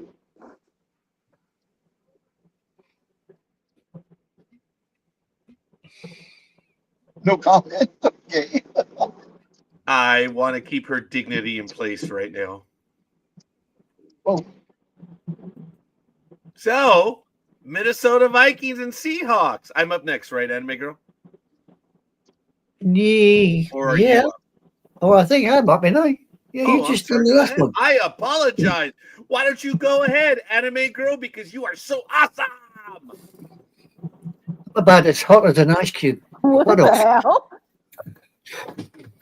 Right. Here we go. We have the wonderful Horny Ones at 4-7 taking on the Sea Hags at 8-3. And they're doing it at Lumen Field. Woohoo! Right, the scores on the doors are as follows. In points per game, the Horny Ones are 25th, while the Sea Hags are second. In yards per game, the Horny Ones are 28th, while the Sea Hags are 7th. In time of possession per game, the Horny Ones are dead last, 32nd. Woohoo! While the Sea Hags are 23rd. In defensive sacks, ooh, I want offensive sacks. I don't want defensive sacks. Anyway, the Horny Ones are 13th, while the Sea Hags are 4th. In interceptions, the Horny Ones are 30th, while the Sea Hags are 10th. And in turnover differentials, the Horny Ones are 31st, while the Sea Hags are much better at 29th. The last time these two decided to knock heads, the Horny Ones took it by 3, 27-24 over the Sea Hags. Wow. The Vikings in the last 5 games are 1-4, winners of or losers of 3 in a row, and the Seahawks at a bye in week 8, so they're 3-1, winners of 1 in a row. So the Seahawks, the betting line is minus 11.5. Do we have a win probability? Yeah. Do we ever? 86.4% for the Sea Hags. Wow. Okay. Do we have an injury report, please? We do. For the Horny Ones, Redmond, Darasol are both questionable. Moore is injured reserve. Bartholomew is physically unable. Mateus is questionable. Here we go. Corell, Nielsen, Adoha, and Chandler are all injured reserve. Murphy is questionable. McCarthy, a quarterback, is out with concussion. Then we've got Jackson questionable. That is T. Jackson, the safety. D. Jackson, the offensive lineman, is out. Greenard is questionable. Wentz, also a quarterback, is injured reserve. For the Sea Hags, Jones is questionable. McIntosh, Finley, Horton, Young, Reed, Love, Surratt, Sundell are all in injured reserve. Wright is out. Okada is questionable. Lani is out. So there you go. I don't know who's playing for the Horny Ones because they don't seem a lot left. But off you go. Oh, there we go. Matt says, "What's up? Can I have the link?" Let me take a moment, Matt, and send you that link right now. I will send it to you via Facebook, and you'll have it, Maddie. Thank you for joining us. Matt, you or just Matt Alvarez. There it is. Bam. Go get it, Matt. Thank you for joining us. Okay. Anime Girl. What do you Well, I think after reading all of that, there can only be one. We are going to go with the Sea Hags. Wow. Okay. Gridiron Girl. Are you going to write it in? Let me think about Shut this. up. Oh, I'll be taking the Sea Hags. 30, Okay. 30-13. Thank Damn. you. Oh, All right, Big Dog. Much as I hate them, gotta go with the numbers. Seahawks easily. Yeah, Vikings aren't going to do it like it matters. Okay. Do we have everyone? Matt, get in here. Lukey's is taking the Seahawks. Billy is taking the Seahawks or the Sea Hags. Hey, sorry. All right. Anime Girl? Or which? no, the other one. Yeah, the other one. Gridiron girl. Yeah, you. Proceed. You have the silky voice. Oh, yeah. Say my name, Roger. Undercover Sonia. Raider fan. Sonia. No, it's Sonja. Jake. Thanks, Big Dog. Gridiron For the Girl. Vi- I'm sorry. I'm getting old. I forgot your name. For the Vikings, we have nobody. And for the Sea Hags, we have Coffee, Color Maven, Sports Sister, NorCal Girl, Lukey's, The Philly Special, Anime Girl, Gig 3013, Big Dog, and Scorekeeper. And See- Matt Alvarez. Good morning, homie Claus. What's up? Good morning. How's Yeah, everyone doing? Morning, What's up, Yeah. Billy. I notice you turn up when it's the Raider game. Oh, Yeah, this is what you do now. You turn up for the Raider game. What, you going to leave after we done the Raider game? No, I just happened to show up, so I'm here now. Yeah. You be sitting there waiting for the Raider game so you can join in. I got you sussed out there, sir. thank you for pressing play, Matt. Speaking of such, who are you going for, Vikings or Seahawks? I think I'll have to go with the Seahawks. You sure you don't want to go with the Vikings? The hell are you? Oh, you go by Speedy, right? Yeah, whatever. Okay. So that's Speedy on that one. Okay, ladies and gentlemen, we're gonna go to the next game, which is the Raiders and the Chargers. Matt, are you ready to go for that game? No, huh? No. Didn't think Wow. so. All right. Raiders 2-9 visiting the Los Angeles Chargers 7-4. This game is at 1:25 p.m. It's on CBS. It's at Inglewood, California, in the something like a dome at SoFi Stadium.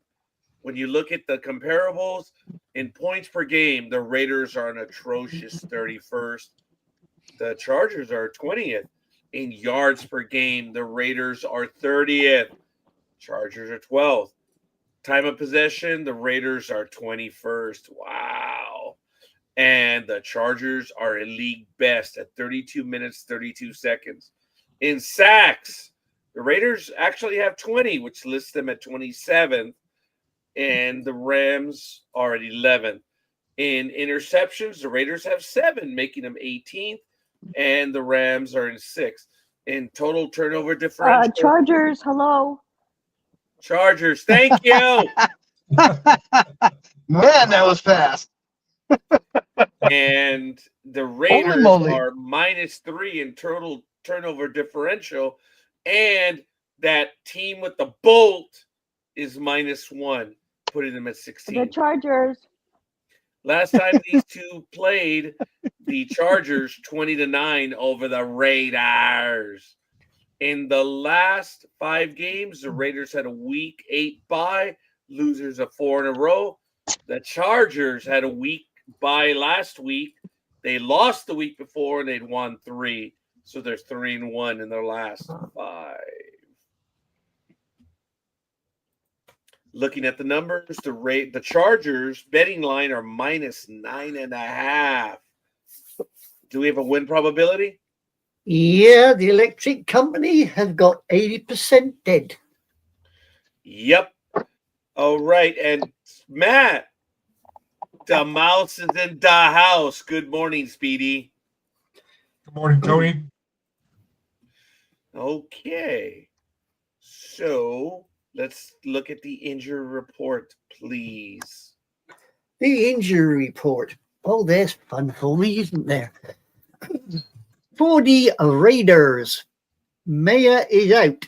Foreman, White, Butler are all questionable. Powers Johnson is injured reserve. Steiner is questionable. Jackson and Miller are injured reserve. Holmes and Meredith are both questionable. For the Chargers, McClellan is out. Rogers, Harris are both injured reserve. Washington is physically unable. Ogbana, Fuaga, Slater, Odakun, Colson, Alt, Hampton, Haskins are all injured reserve. So there we go. Did you say hold a coon? Sounded like it, didn't it? Oh my God, you actually did. Wow. Okay, I'm going to let it go. That's the guy's name. I got it. Yeah, I That's his definitely got name. it. All right. Well, scorekeeper has no love for the Raiders this time, sadly. Scorekeeper is going to go with the Chargers, and Lukey's is going with the Chargers. So, Anime Girl, what's it going to be? Yeah, you got it there. I'm Red going with Girl? the company. Chargers 30-17. 30-17. Wow, that's charitable. Big Dog?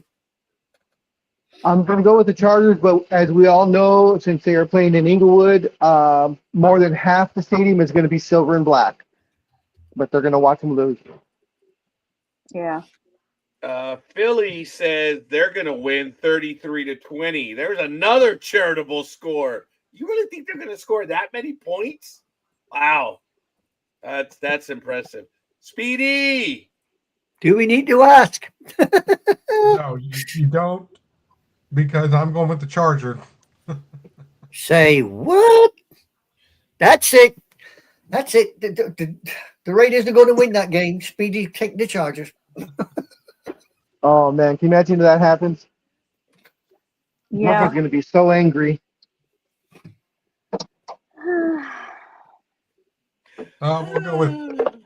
We'll go All with right, like that's you, Anime Girl. I'm sorry, Gridiron Girl. Whoever the hell you are. Excuse me. Oh, Oh, you are going to go spit slap so Again. hard in a minute because she's going to have a He's go at already you. bitch slapped me recently. I expect another. Go ahead, Gridiron Girl. all right. So for the Raiders, we have nobody, including myself. Sounds about right.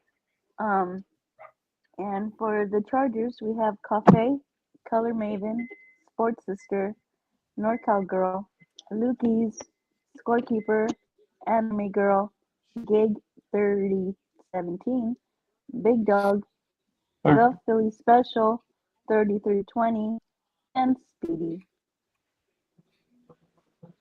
That is all. Wow. Thank you. Okay. So, Speedy, are you ready to handle any one of these games? no. Nope. I'm not. Sorry. I'm already set up for the All right. Harry You're Cows up. versus the Steel Curtain. Bills, Steelers, go. Go. you go. Right. We have got the Harry Cows at 7-4, taking the Steel Curtain at 6-5, and they're playing at Acrisure Stadium. Woo-hoo-hoo. Scores on the doors are as follows. Harry Cows are 5th, while the Steel Curtain is 10th. In yards per game, Harry Cows are 3rd, while the Steel Curtain is 27th. In possession, time of possession, Harry Cows are 2nd, while the Steel Curtain is 30th. In sacks, Harry Cows are 16th. Look at that. Steel Curtain is 5th. In interceptions, the Hairy Cows are 18th, while the Steel Curtain is 9th. And in turnover differentials, The Hairy Cows are 17th, while the Steel Curtain is 4th. The last time these two got together, the Hairy Cows edged out the Steel Curtain 31-17. The Bills in the last 5 games are 3-2, losers of 1 in a row, and the Steelers in the last 5 games are 3-2, losers of 1 in a row. Wow, like it makes a difference. All right, so the Bills on the betting line are -3. Do we have a win probability? Yeah, it's one of these wonderful games where their cup runneth over at 61.8% For who? for the Hairy Cows. Wow, impressive. Do we have an injury report? We Please. Before she does that, just real quick, there was an injury update on Aaron Rodgers and his broken hand. Of course, no surgery is going to be needed. And according to coach, he is good to go. So he will be the starting quarterback, as far as I heard as of day before yesterday. Yay, tinfoil. Yeah. Whoop, whoop, whoop. Long may he remain injured because he's going to get smacked today. Well, mentally and now physically he's injured, so. No comment. Injury report for the Hairy Cows. Hoist is injured reserve. A. Rogers for the Buffalo Bills is questionable. Jackson injured reserve. Brown is out. Samuel injured reserve. Bernard is out. Kincaid is questionable. Bass Rapp injured reserve. Palmer questionable. Grable, Carter, Oliver, Owens injured reserve. Johnson is questionable. Strong, Hamlin injured reserve. Dawkins is out. Hardman is injured reserve. So there we go. For the Pittsburgh Steelers, Parham is injured reserve. Jones is out. Price, Lowry are injured reserve. Harmon is out. Kent injured reserve. Thompson, the other quarterback, is injured reserve, along with Sharping, Elliott, Lidermilk, Kilbrew, and Ukali. So there we go. Wow. Okay. So I don't know who's backing up the tinfoil man, but it ain't going to be that particular individual. So who are you going to go for? Bills or Steelers, Anime Girl? Oh, you need to ask. I'm going for the Hairy Cows. Woo-hoo! Anime Girl. Okay, Gridiron Girl, you are muted. Doesn't happen often enough. Yeah, I heard it. Who? I said I heard that. Yeah. So You were yeah, muted, not silenced. yeah, okay. Buffalo 27-20. Gridiron Girl 27-20. It looks like Tony, Philly Special, says the Hairy Cows 26-24. Lukey's is going with the Bills. So, Big Dog Are they playing in Pittsburgh? at Pittsburgh. King's gonna love this one. I'm gonna take Steelers. Get upset. All right. Speedy. Speedy. Unmute yourself, Speedy. You're acting like Gridiron Girl. When he starts to dress like her, we will have a problem. Speedy! Okay, he seems to be muted for a reason. Maybe he's heating up his cup of noodles. I don't know. Okay, so scorekeeper is going to go with the Bills just because. Because. Just because.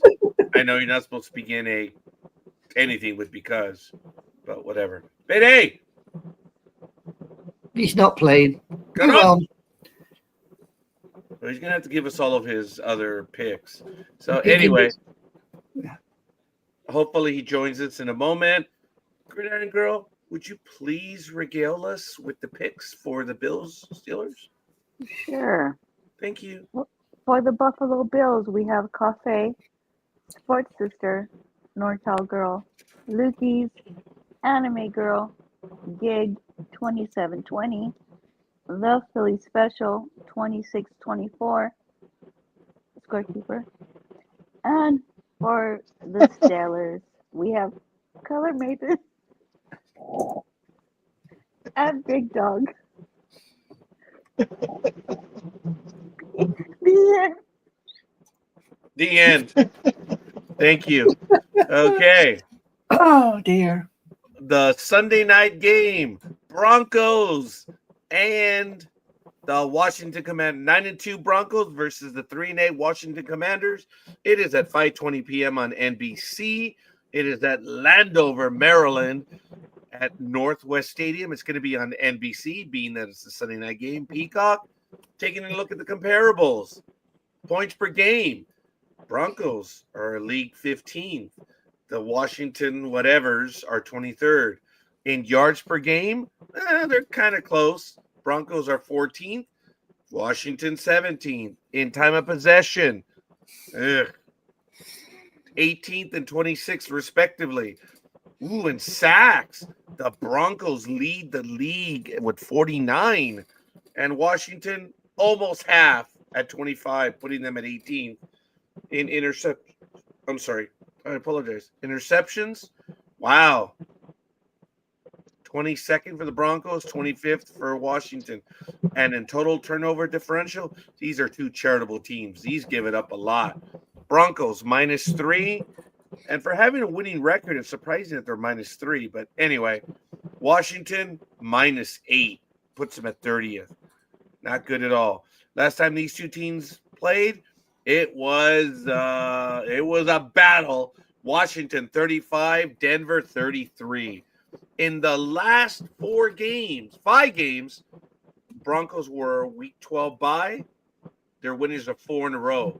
The Commanders were a week 12 bye, losers of 4 in a row. Woohoo! So, in this game, the Broncos betting line is -5.5. What is the win probability? The win probability puts the little horses at 68.7%. Wow, that's almost 2/3. Do we have an injury report? We sure do. Would you like it? I would like it and the injury report, please. Okay. Behave. Right. We have got for the Broncos, Ellis Miller is questionable. Sanders, Walker, Burton injured reserve. Atkins is out. Gargulio, Hengson, Kroll, Powers, Pert, Reed, Dobbins, sounds like a bloody horse. They're all injured reserve. For the Commodes, we have the quarterback Johnson is questionable with the mysterious undisclosed. So we'll work on that one. Next, we have Brown, Jackson, McCaffrey, Amos, Nang, Armstrong, Jean-Baptiste, Eckler, Wise, are all injured reserve. Daniels, another quarterback, is out with his elbow. Then we have Harris and Lattimore, both injured reserve, and Ott is questionable. There we go, ladies and gents. Wow. Okay, this one's easy. Lukey's is going with the Broncos. Scorekeeper says the Broncos are going to win. This one's probably going to be 18-13. It's going to be easy. All right. Anime Girl. I'm going to go with My Little Pony. Woohoo! Gridiron Girl. Broncos, 30-14. Woohoo! Big Dog. I'll go with the Gilded Ones. Woohoo! Speedy. Still not playing. Why in the hell, Speedy? Told you he came for the Living Raider game, and he telling went us he's going for the commodes. Oh my God, he's going for the commodes. Sorry, Speedy. I didn't see your comments in the chat room. Thank you, Philly. I just thought it was going to be 30 or 27 to whatever, 27-13. And alrighty then, Speedy. I need your pick for the last game, the Bills and Steelers, and all the others. So look them up. Oh, you said Bills. Oh, Speedy, I didn't see your comments. I'm sorry, I blew you off, buddy. Speedy's taking the Bills. All Yep. right, I feel good now. Now I really feel good. And we got Camels and fleas, big dog. Camels and fleas. Okay, so Damn it! I just got rid of the last 1,000. Ooh, yeah. Okay, so Gridiron Girl, All right. would you please So regale us? for the Denver Broncos, we have Cafe, Color Maven, Sports Sister, NorCal Girl, Lukey's, Scorekeeper, 1813, Anime Girl, Gig 3014, Big Dog, The Philly Special, 2718. I mean 13. 13. Sorry, I had to focus. And for the commodes, we have Speedy. All right, final game Monday night. Anime Girl. Okay. We have. I beg your pardon? Whoever's tickling and He's gink. laughing as I butchered your name. I combined it with hers. When I was like, who the hell's that Anime Girl? Okay. That's why she laughed. Sorry. I thought whoever was tickling it, give it up. Right, here we go. We have the wonderful 2 and 10 little people from New York taking on the exact opposite 10 and 2 Patriots. They are playing at Gillette Stadium. The scores on the doors are as follows. Points per game, the little people are 22nd, while the Patriots are 7th. In yards per game, the little people are 11th, while the Patriots are 8th. Possessions per game, the little people are 10th, while the Patriots are 8th. In sacks, little people are 16th, while the Patriots, shock horror, are 18th. In interceptions, the little people are 25th, while the Patriots are 16th. And in turnover differentials, the little people are 27th, while the Patriots are 15th. In the last matchup, the little people edged out the Patriots 10-7.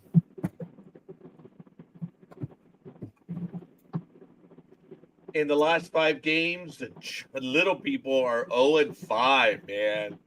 Jeez. They just 0-5. And the Cheatriots are 5-0 in the last 5 games. Yeah, 9 in a row, I think, all up, haven't they? Really? That many in a row? Wow. I think they're 9 in a row, the Patriots. That's impressive. Man. Okay. Fair enough. So the betting line is -7 for the Cheatriots. Do we have a win probability? Yeah, those little traders are going to take it 74.3%.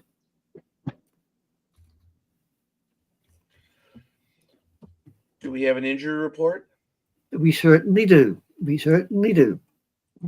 For the little people, Lawrence is questionable. Neal and McFadden are injured reserve. Davidson is questionable. Neighbours is injured reserve. Williams is questionable. Johnson is physically unable. Ford Wheaton is injured reserve. Robinson questionable. Kebu and Frieden are injured reserve. Slayton is questionable. Izudu is injured reserve. Flanagan Fowles is questionable. Masu, Board, Gano, Green, Collins are all injured reserve. Abadu is questionable along with Trebedo. Now, for the traders, Roy and Campbell are injured reserve. Tavai is questionable. Lamp, Gibson, Dale, Durant, Larson, Prince, and Aiden are injured reserve. Landry is questionable. Wilson is doubtful. Williams is injured reserve. Tonga is questionable. Corbin, Harris are both out. Schuler is questionable. Austin is injured reserve. So there you go. I don't know who the hell's playing with these two, but that's the way the ball is falling. Okay. Anime girl, you have been deigned worthy for this one. And I have been dang worthy to pick the traitors. Anime girl. So Lukey's is taking the Patriots. Philly is taking the Cheatriots 30-23. Gridiron girl. I will be taking the Pats 30-20. Big dog. The Patriots should win this one. It depends. But if they won 9 in a row, man, they're ripe for the loss. So shit. I'll stay with the Patriots. All right. Spin day. I will also take the Patriots. Oh, that's it. We are going to switch that with the little people. Yep, now the Giants are going to win. Okay, so scorekeeper will follow Speedy's choice. And I believe that's going to be it. Woohoo! Gridiron girl. Okay. So for the Giants, we have Sports Sister. And for the Patriots, we have Cafe, Color Maven, NorCal Girl, Lukey's, Anime Girl, The Philly Special 30-23, Gig 30-20, Big Dog, Speedy, Scorekeeper. Bam! Ooh, there it is. Okay, so Speedy, what I'm going to do is I'm going to ask you to look at the screen, and I'm going to ask you to give up. I'm asking you and asking you and asking you. Would you please give me your picks for all the ones that you did not choose, starting with Sunday's games? And you could type them in the chat while we continue the program, please. So there you go. Rams, Panthers, 49ers, Browns, Texans, Colts. I need those 3 first. All right. So let's go ahead and continue. Big Dog, what's your ETA back to home base? I'm going right into the complex right now, so I should be back on seated in my chair in about less than 5 minutes. Woohoo! All right. So Tanya will be joining us in a few moments. Ooh. So I'm really looking forward to that. We're probably going to take a tiny little break while she shows us her wares. I've invited her because, you know, she's very creative, and I've asked her to join us to show us what she's working on this holiday season. And she just messaged me that she will be in shortly. I believe she's taking her dog out for a walk. So does that mean when she comes on, you're going to go hide again? No. Why would I go hide again? Well, you know, things being as things are. I don't. And we're going to ask Tanya how often she has been asked for her autograph. That would be kind of cool just to see. So, ooh, thank you, Speedy. I'm seeing several of the picks already. So we're updating them. And look, there they are. So the first ones for Speedy are in. Actually, Speedy, if you want to tell me on air right now while we have the time, then Saints, Dolphins.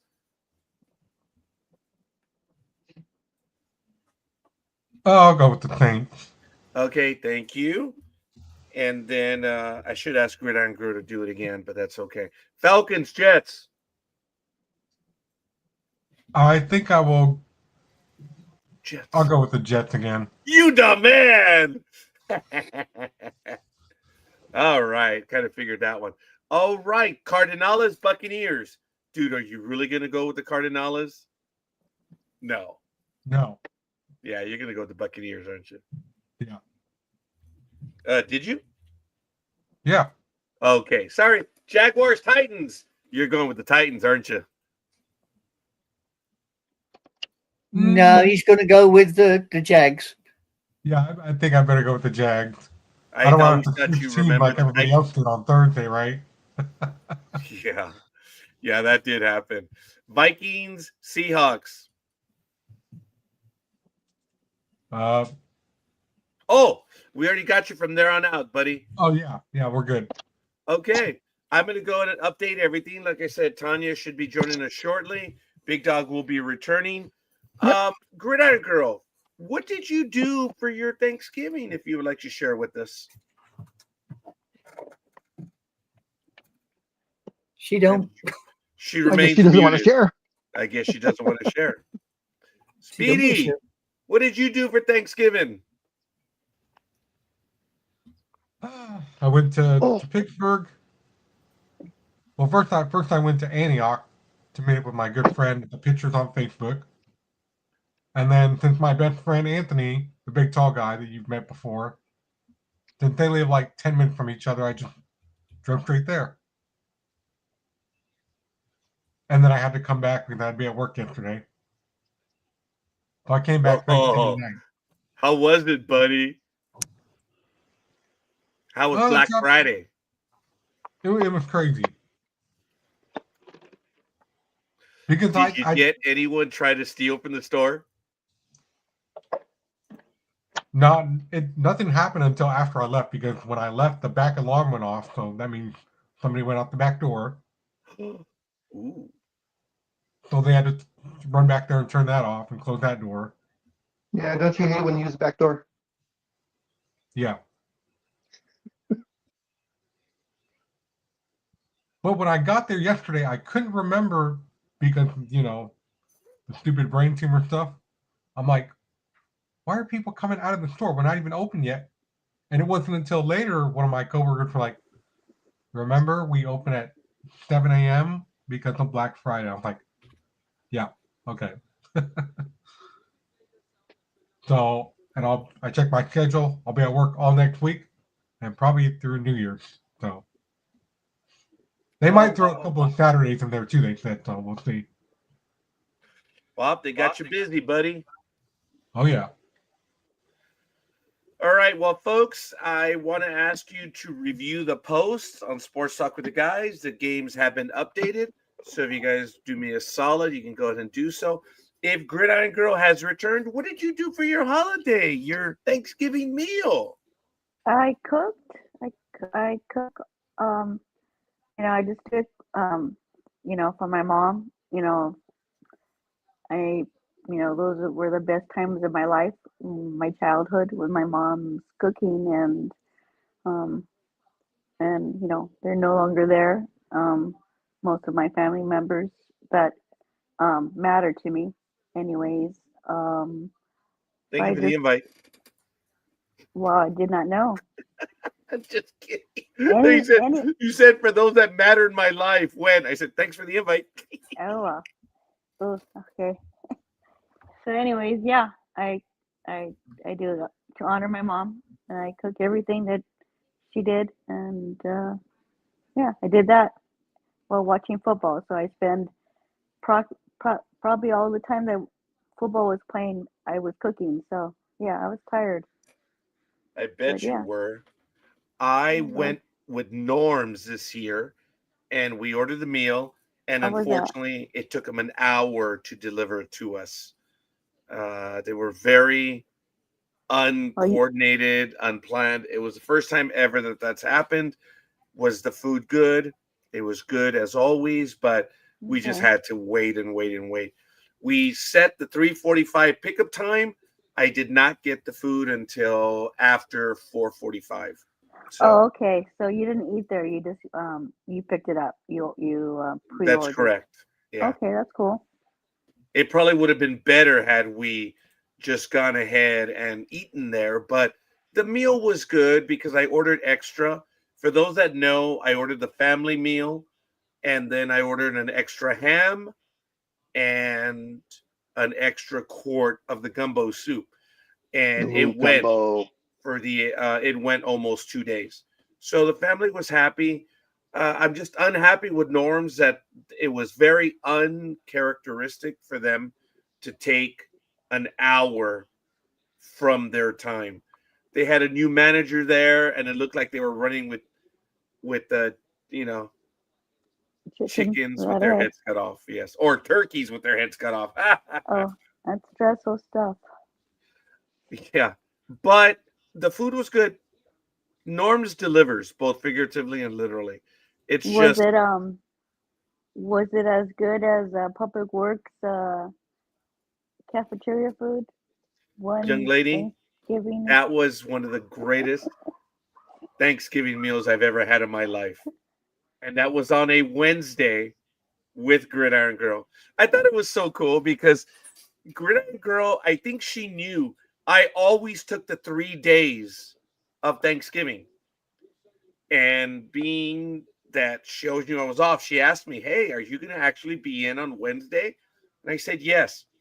She invited me over to the cafeteria at Public Works, and they were preparing a Thanksgiving meal. Let me tell you, young lady, for a cafeteria meal, that was That's pretty cool. I good. remember that. That was a good meal. I remember it. So Norm's is a good choice to get a pre meal. I'm sorry, what was that? What is it? What does it include? The meal from Norm's. Oh, and Norms? I might just Yeah. go and see if I can find a picture of it. But it had, of course, the turkey. It had the stuffing. It had the soup. It had a salad, which was really fresh. Choice of whatever. What else did it have? Mashed potatoes and gravy. It's a 4-course meal. Okay. So And then you it's get a pie too, right? and the pie. Oh, Nice. that was fresh. Oh, I just had the last bit of pie late last night. Gmo said, "Did you want to split the pie with me?" I said, "Yes." Now? Yes. As in right now? Yes. I will finish it with you. Um, it was good, folks. And they were not as full as I thought that they were going to be. They they could have accommodated anyone. And I was genuinely surprised with that.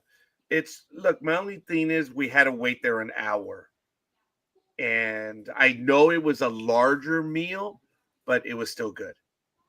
But anyway, Speedy says I'm gonna ask friends tomorrow if they have any turkey left over. Big Dog, is there any Yes, turkey sir. left over?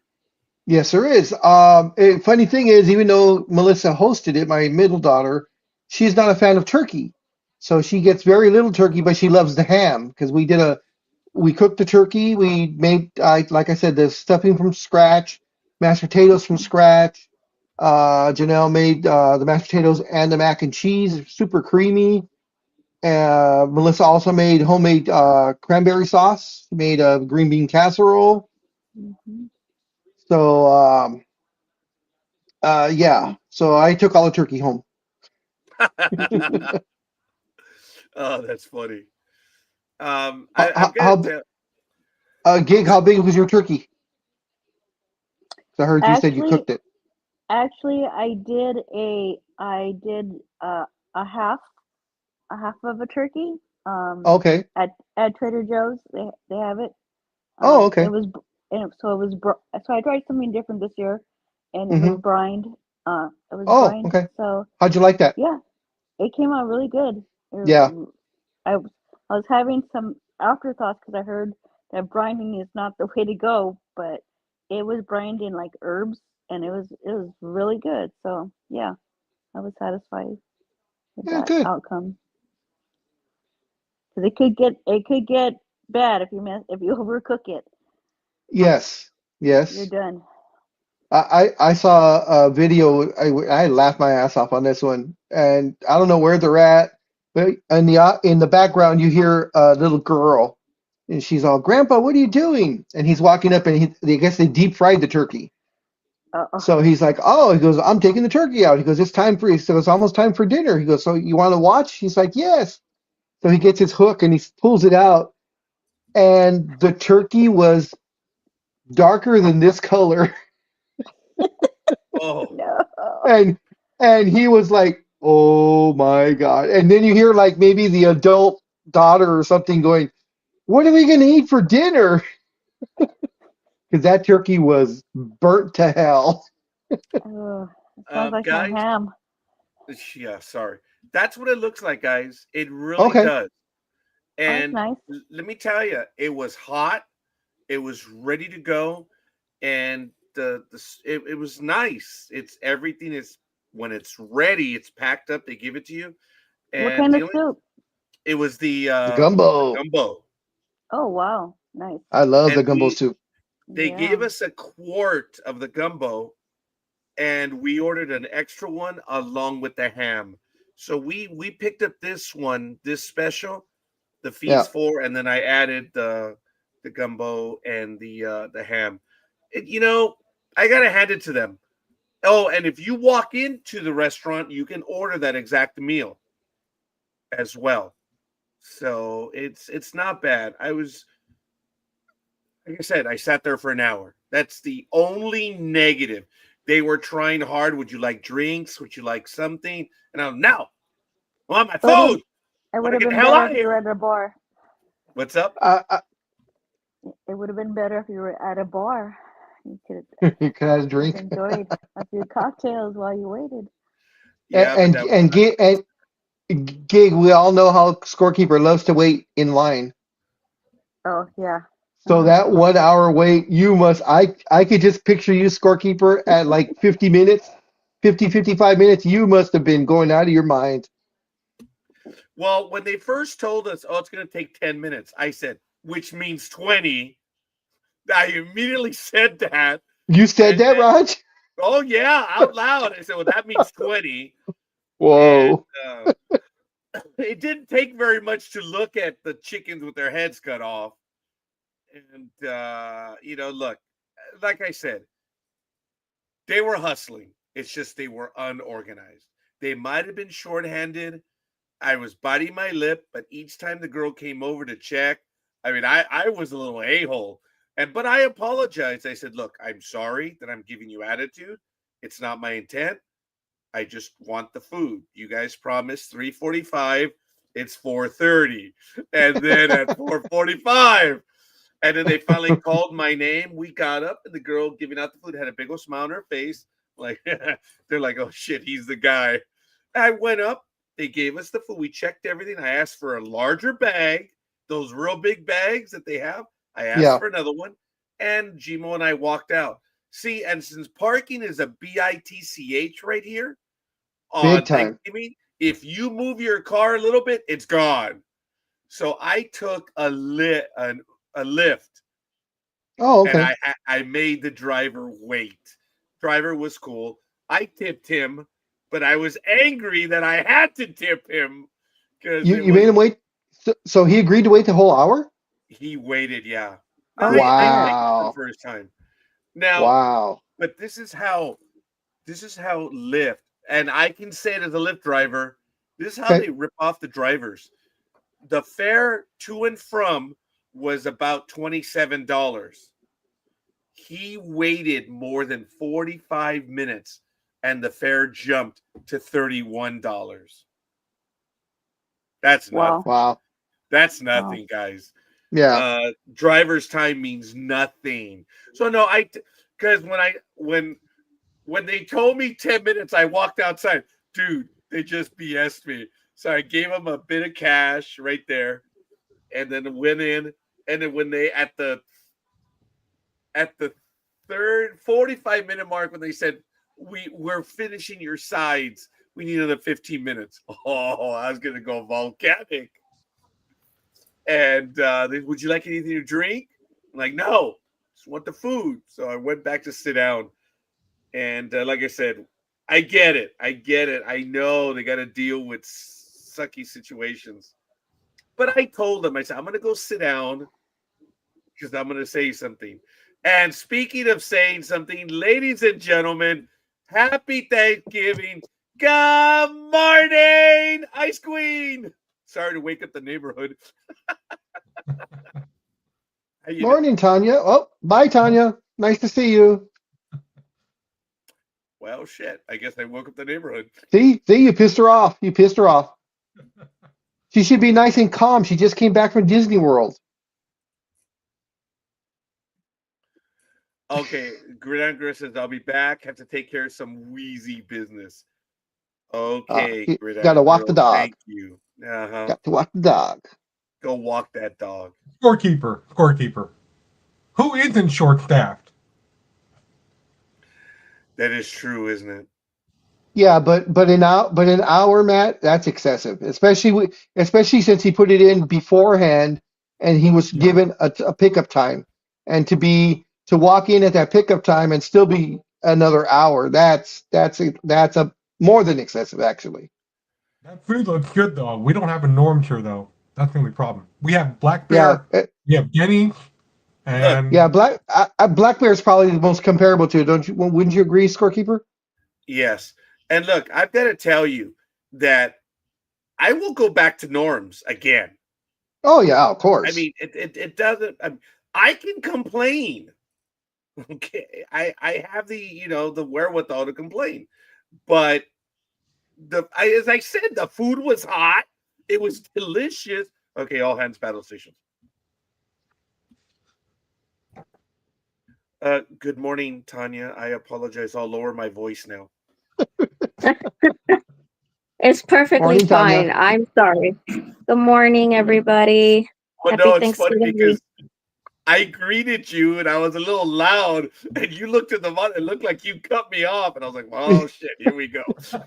He did look like that. No, It it looked was like that, Tanya. because I'm using my husband's phone and I couldn't hear you guys. So I'm like, wait, what the hell is going on? So I had to call my husband so that he could fix his damn phone, stupid And Android. we thank him for being a team player as always, but it didn't look like that, Tanya. It looked like I greeted you, and you're like, "Oh, screw that, I'm out." Look at Tanya. They're all and that's what I told Scorekeeper. I'm like, Scorekeeper, I go, you pissed her off. I go, she should be all zen right now because she just came back from Disney World, so she's all nice and calm. I go, and you're yelling. Well, I greeted you in a loud voice. That was it. Well, you're Hispanic. You're supposed to. If you don't, then that's a problem. Yeah, you're right. But I'll Then get you can't really right. call yourself a Hispanic if you're not loud. And I thank you for that. All kidding aside, Ice Queen, thank you for joining us. I'm glad. I know you're busy. I know you're doing a lot of stuff. You're not even at home, I understand. And you're still taking the time to visit with us right now. Thank you. Yeah, because I decided my sister couldn't come up for Thanksgiving. I didn't want my parents to spend Thanksgiving by themselves. So after I got off work Thursday night at like 11:30 at night, I drove up to Pennsylvania to spend Thanksgiving with my parents. That's so nice of you. Nice. Okay, now here's the amusing thing. The way I look at geography, Tanya, it's like, wait a minute, you drove up to Pennsylvania? It's like, did it really? Did you drive? You went north? Don't give her a hard time. No, She's a New Yorker. She's a New Yorker. She'll let you have it. Oh, it has many times in the past. I wouldn't be me if I didn't. And it's most appreciated. Hey, Tanya, very quickly before we get into some of the stuff that you're going to show us right now, we had a situation where your outfielder was in the Dominican Republic and he was interrupted during the meal for an autograph or a picture, and he said no. And whether or not we talk about Soto, and I don't think we will because we're belaboring it, we were going to ask you, has anyone ever asked for your autograph or a picture? No. What do you mean? No one? Why would somebody do that? No. Well, Scorekeeper, you have to remember she is great at what she does, of course, but she's behind the scenes. Yeah. So, well, but she has a significant internet presence. She's done programs yes, she does. over the years. She has a fan base. She has a fan base larger than mine. Well, probably what it is also is that they're afraid to, as beautiful as she is, they don't want to approach her. They're just afraid of that beauty of hers. Well, actually, they do know her from on air. They probably think Tisha's gonna beat their ass. Yeah, you're right. No, nothing like that. But again, Tanya, we thank you for slumming it with us. And why don't you share with us some of the stuff that you're working on right now? Well, it's crazy because I'm actually working on nothing. I'm just, at this point, I'm just working on Christmas cards for a retirement home. This way, for those who don't have, anybody visiting them and stuff like that, this way they don't feel forgotten. Oh, that's so nice of you. Yeah, because my mom told me that the library by her, they're collecting Christmas cards for that. And I'm like, Okay. cool, I'm going to make a bunch. And then mom, just give it to them. This way they can do that. Because 1 year I also did that for, Give Kids the World Village, I think it's called, down in Orlando. I collected, portions of my sales went to fund them. It's basically for kids who have cancer, so that their families can go to Disney, SeaWorld, and all these other places. It's really great because they even have like a mini amusement park in the village also. But I had taken a portion of my proceeds and I gave it to them for my sales. So I was like, you know what? Let me do something this year too. I apologize. I was going to ask you your website. We can also have it on the background. Sure. I will send it to you on Messenger. Thank you. And that way we can post it in the background as we're having this conversation right now. Yeah. But right now what I'm doing is I'm working on like Wicked tumblers. Yes. Okay. Because I know a lot of people love Wicked and people just don't stop talking about it. So I'm just like, guys, come on.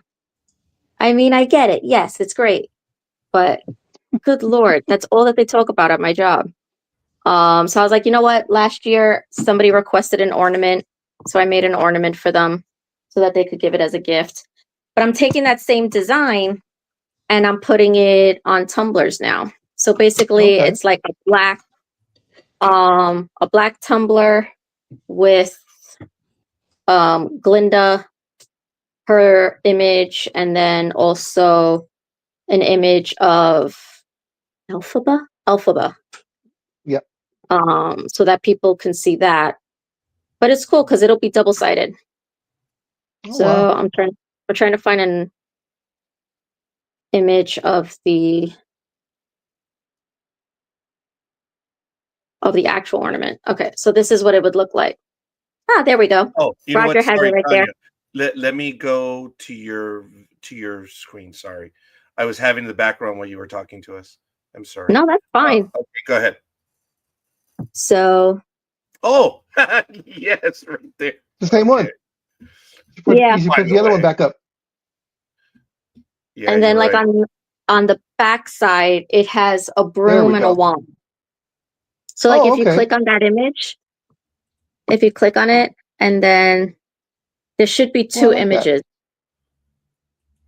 So I'm putting that on tumblers if people want to order. I'm putting that for like $25. And then obviously any sale over 45 will be free shipping. You're still doing the cards again, right? I am, but I don't do many anymore because nobody really likes to give cards anymore. So I just do cards basically for myself. Which is fun. Don't get me wrong. I still love it. But at the same time, it's like, oh, is anybody going to order? No? Okay, cool. Every once in a while, I'll get special requests. Like I'll get an email, be like, hey, can you do a custom? And I'm like, oh, are you kidding me? Customs are like my favorite thing on the world to do. It allows me to be creative. So between that and sweatshirts, like I had somebody ask me to do a Disney themed Veterans Day shirt, which was absolutely fun and an honor to do. So I was able to do that design, and it came out so good. So what I ended up doing was I went down to Disney World for our anniversary. I made a bunch of ornaments. So I did like snowflakes. I did holiday ornaments with like Mickey logo and gemstones and stuff like that on them. It was supposed to be just for cast members. And those are the coasters, which are like my favorite thing to make. Yeah, I have so many different designs for coasters. And then, so that's a sign that I made that people absolutely fell in love with. I can do it like with any dog or any pet. I can do like small sizes. For that one, I did a huge one for my friend for Christmas one year. But with the ornaments, I gave them to, sorry, the dog ran into my mother's craft room. He knows it's bath time, so he's running away from my husband. So I have the ornaments, and yeah, that's my husband's favorite shirt that I made. I like that shirt. Yeah. Between that, and then I also did a tumbler, which I didn't post on the website. I should have posted it on the website. I think I have it on my phone. I made a Mandalorian tumbler. But what broke my heart was I went to Disney World, and it just happened to fall on Veterans Day. And so I gave there was a veteran who sat right in front of us on the bus at Disney World. And when we got off the bus, I took an ornament out of my bag, and I went up to him and I said, "Sir, thank you for your service. I know it's not much, for all that you did for our country." And I gave him an ornament. And it broke my heart because he said, "Miss, that is so sweet. You are so special. Thank you so much. You're the first person to actually acknowledge me." Oh, wow. And that absolutely broke my heart, because I'm like, how dare we not acknowledge our veterans? So anytime I saw a veteran, I gave them an ornament. And they were so appreciative. He was so funny though, because he actually took the ornament and he put it on his hat and wore it. And I absolutely loved it. This was the shirt that I made. I'm going to go large on that screen. Give me a moment, Tanya. Okay. Oh, yeah. Wow. Oh, okay. My favorite veteran is my husband. That is so cool. Yeah, because my husband's cousin is a veteran, and so his wife was like, "Hey, can you make a shirt? Because we're going to be in the Veterans Day parade on Fifth Avenue." And I was like, "Sure." So I came up with that design for her. And then the tumbler, that was for my husband's birthday. Yeah. So this. Oh, let me go back to the screen on that one. And let me get the name out. Sorry. No, that's fine. Oh, wow. There we go. Oh, that's cool. Nice. So I did that for him, and he was super happy to have that. But it was funny because he had to wait 20 days before he could actually use it, because the vinyl needs time to actually permanently glue itself to the tumbler. Oh, okay. So basically, that's the type of tumblers that I'm using for the Wicked ones. And then I'm doing, like, if people want like Christmas party favors and stuff like that, I can do that. I threw a Christmas party one year where I did snow globes for everybody. So everybody went home with a snow globe. For my husband's birthday, I did Star Wars tumblers. So it's just like a bunch of different things that I make. And sometimes I'm like, oh, you know what? I don't know what the hell I'm doing. I'm just going to make stuff and see what happens. Tanya, sorry to interrupt. Is that one of the tumblers right there? Or, I mean, the snow globes? Or no? No, right? That's just one of the No. cards. Okay, fair Yeah. enough. Beautiful cards still. I do still do the cards. Every year I do something different with cards because I never know how people are gonna react with cards. Like I've made jewelry boxes. My niece loved the jewelry box that I made. This was a bag that I made for my brother-in-law. Oops, where'd it go? Oh, I just lost it. My poor dog. He's just, I don't know who I feel more sorry for, my husband or the dog. Also, these were like the ornaments that I made. Oh, those are cute. Yeah.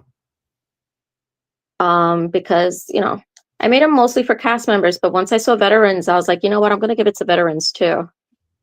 So like I just made like different styles of them. And then, So of do you course, have those I'm very, ornaments? Sorry, Tanya. Do you have those ornaments on your website? I'm gonna have to post them on there because I wasn't gonna sell them because it was just something that I made just for fun. But I was like, you know what? Yeah, why not? I'll just post them, and it was cute.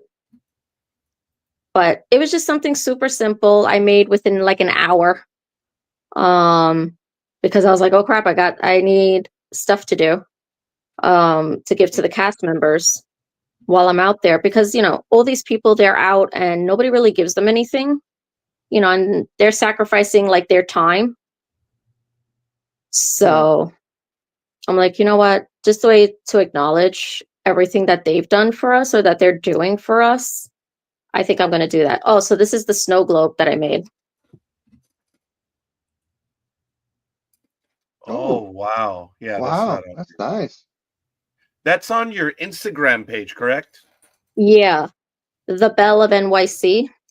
Yeah. So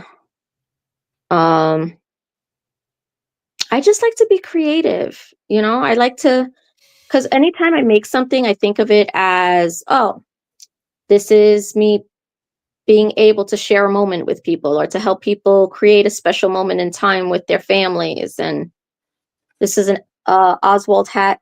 Let me go back to that one again. Okay.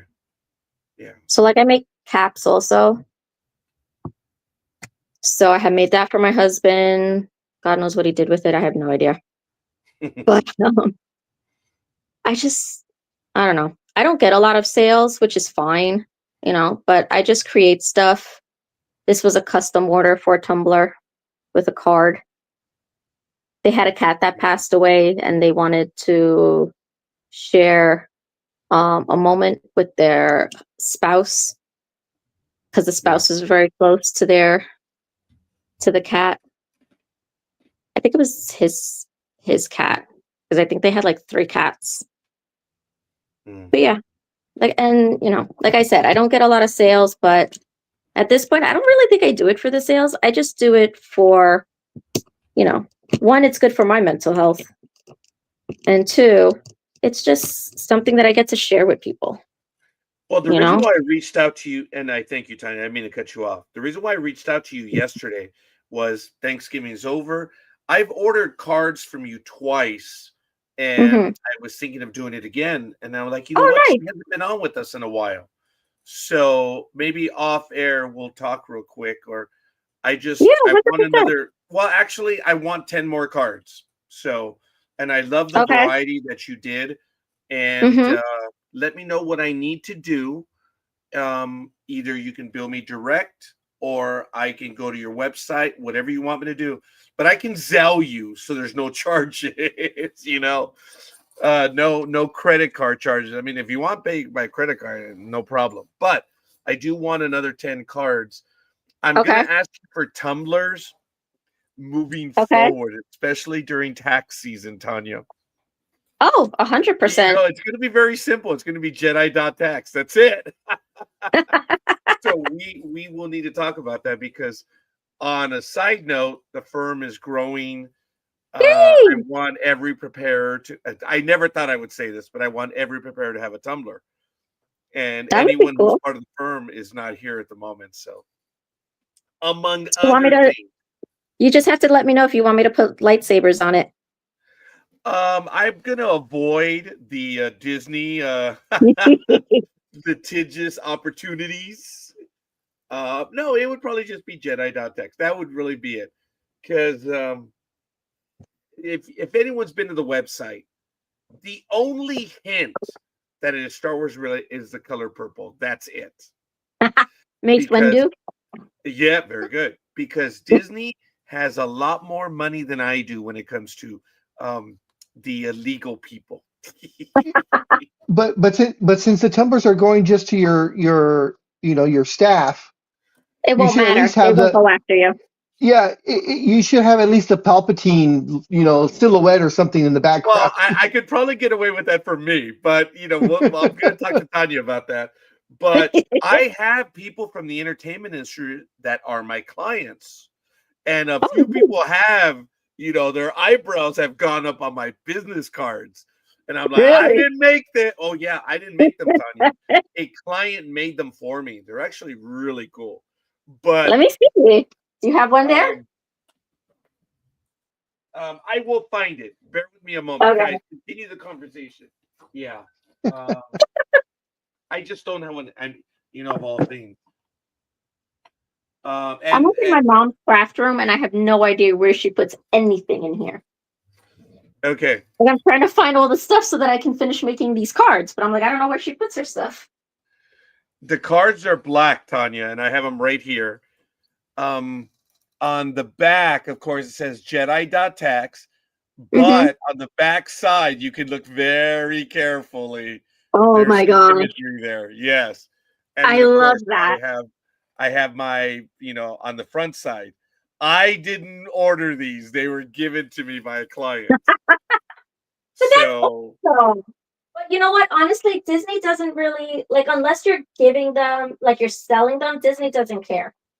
yeah, Tanya, I've noticed that because there's this guy in Oceanside, not far from here, that he is the Jedi tax master or something like that. And he's dressed as a Jedi.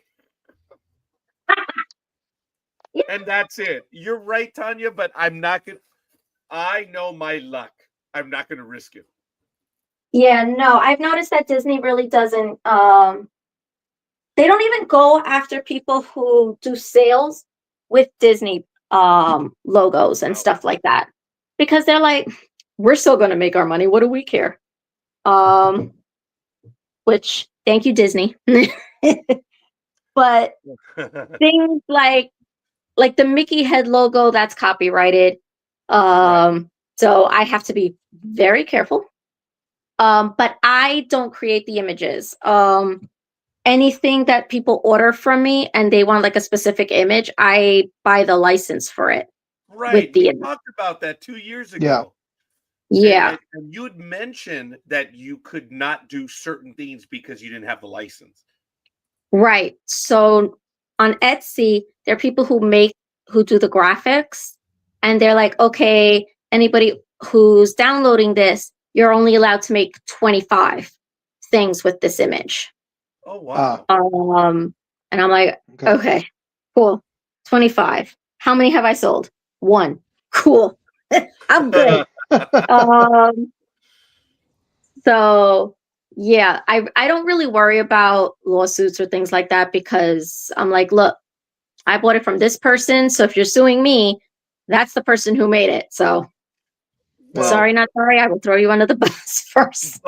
But like you said, you purchased a license for the ones that you needed to. Yeah. So you're not worried about that. That's pretty much how it goes when you're creating these things. Yeah.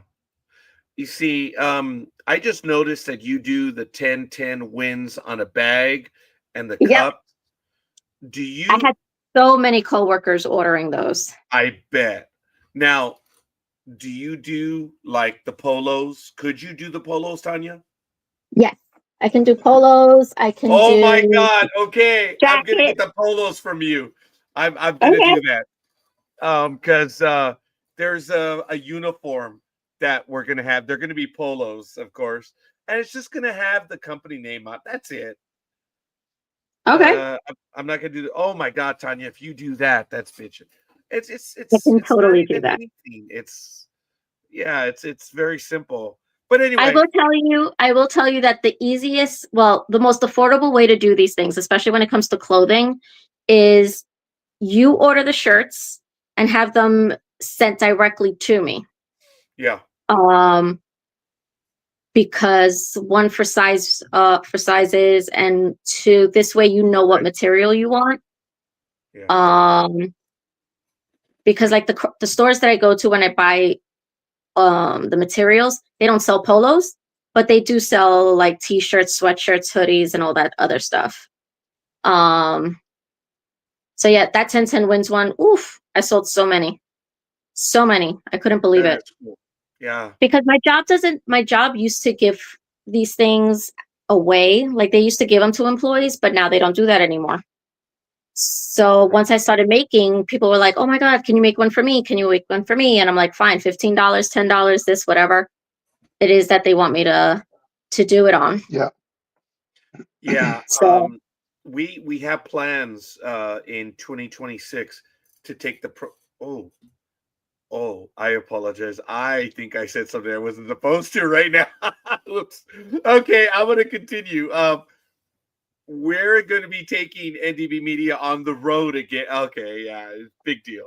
And I want to have the NDB Media ones too. So mhm. we're going to be busy, Todd. That's another reason why I reached out to you, because I'm like, okay, next year's coming. We got some stuff on the right. But really, I thought about it. I said, we're doing Thanksgiving.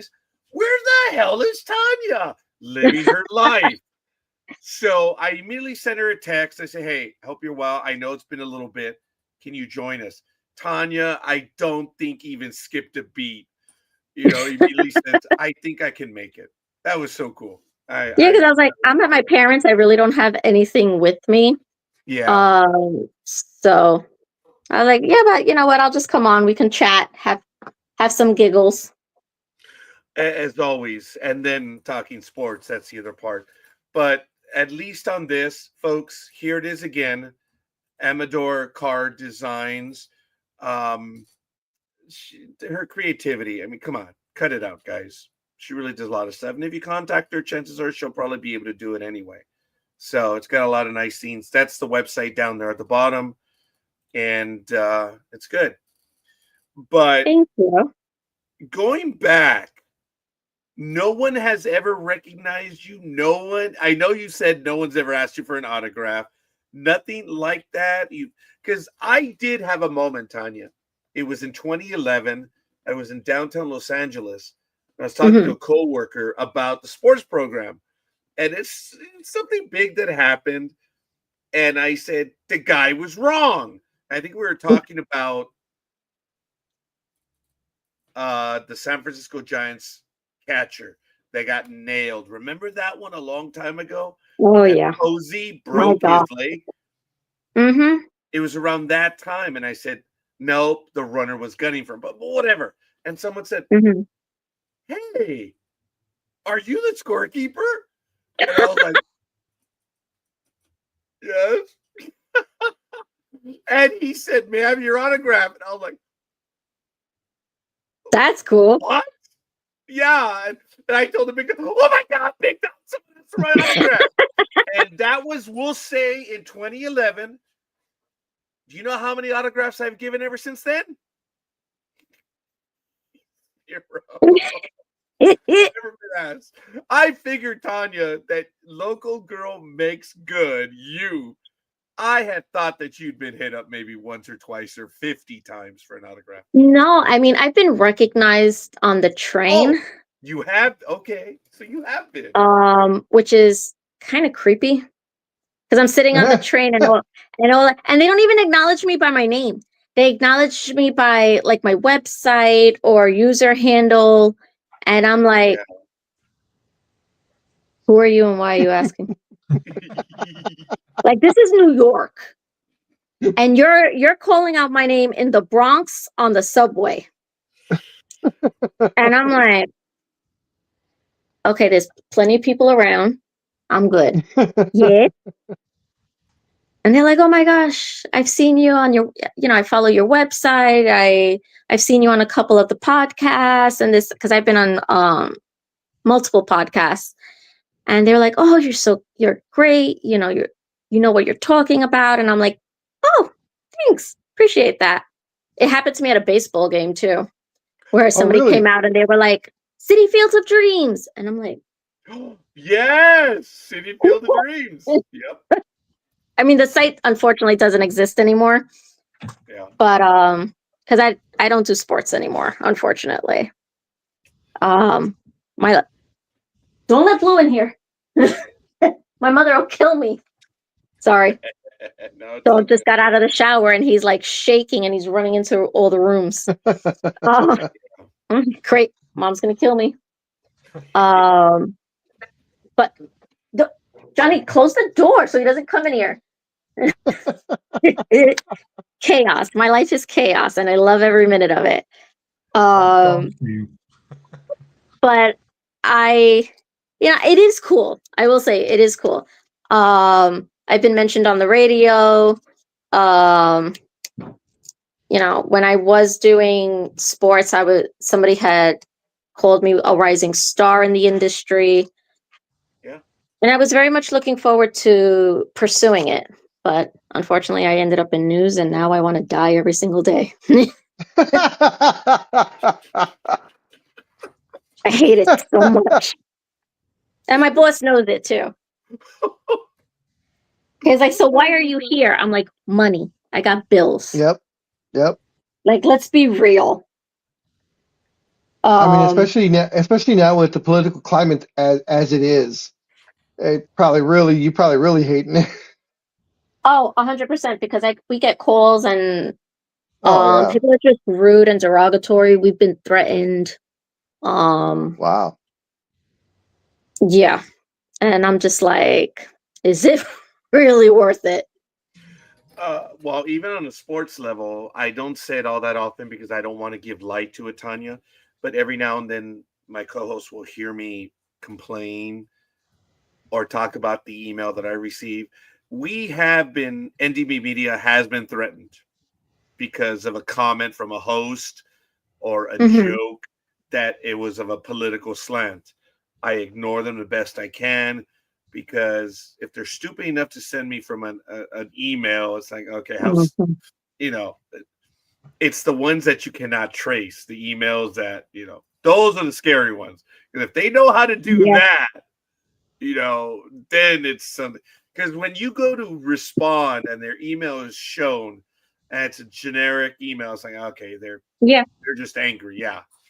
I mean, don't get me wrong, they're scary enough as it is. But the ones when you try to respond and there's no email that shows up, it's like, oh, okay. Those are a little more serious. It's fortunate for us because we have a local precinct that's like 2 blocks from us. Yeah. From the job. Okay. So I'm just like, okay. Well, I mean, I've had people like, "Oh, we're going to come to your job and do this, this, this, this." And I just look at the email and I'm like, okay, good luck with that. We got Homeland Security right there and we got a precinct 2 blocks down. Yeah. Well, you do have a higher profile one. Look, I think people are just angry, and like whenever I've received those, I did forward one about 5 years ago. I did forward it to law enforcement because of the nature of the threat. But beyond that, no, I get those emails all the time, and they're people just being stupid. Yeah, but you also, at the same time, yes. I mean, obviously, take them seriously because you never know. People are nuts. Yep. And like you said, because of the political climate. Monday Night in America, I don't know what to do because it was a political commentary program. And I don't want to venture out. I mean, the reality is the network is so big, right? I mean, we have so many programs going on all the time. You say it like that's a bad thing. Well, it's not, actually. It's kind of cool. We have sometimes up to 3 programs a day. It's crazy. our That's numbers. fantastic. You know, Tanya, we used to like, oh my God, we had 10 listeners. Oh! And now Michael and I, when we're talking about it, and even when I talk to Big Dog, is, dude, we had 500, you know, in the first hour. And it's like, wow, it's crazy. That's fantastic. But you know Well, what? I mean, you guys have been doing this for a really long time, and it's nice to attendance see does that you're mean growing. something, Tanya. Yeah. Look. Showing up every day does mean something. Yeah. And the fact that you guys are still growing and stuff, I think that's fantastic. And I'm so excited for all of you guys. Yeah, Tanya, and I want to thank you for that, but there's one tiny little problem with that. What? You never left, kiddo. You're still a part of it. Let me tell you, Tanya, when you put up that image a few months ago, the conference, when you used the image, I'm like, oh my God, I forgot about that. I shared it with everyone. Remember, Big Dog? Did you guys see Tanya's post? Did you see? Oh, Yep, I was telling everyone. Oh man, that was so cool. I'd forgotten about that. Yeah, because I was like, you know what? I don't have any, you know, it's not like I'm part of because I was still in school at the time. So I was like, you know what? I'll just use NDB Media. So when I went to that sports conference where Kim from the Dodgers was when she was assistant manager at the time, Yes. I just put NDB Media. So anytime, you know, I networked or anything, everything was NDB Media. Yeah. Yeah. And there's another. I think she allowed it to happen because she actually heard about the tantrum I threw when she didn't get the job with the Angels. Oh, Oh yeah, I remember that. You Well, were livid. but hey, it's about paying your dues. That woman paid her dues. 100 times over. But 100 now times she's got the job with MLB, right? Yeah, honestly, I wish she would, because my ultimate goal was to be a general manager. Well, So she when I had finally made it. spoken, yeah, but when I had spoken to her, she was at the time I was still in school and I was in Los Angeles, and she said, "You know what?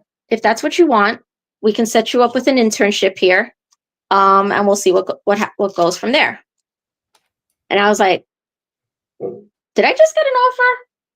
Yeah. And I was so excited about the prospect of it, but unfortunately nothing came of it because one, I didn't have a driver's license at the time. And two, to trek all the way out there by myself, I was like, I'm bold, but I don't know if I'm that bold. So Yeah. I was like, you know what?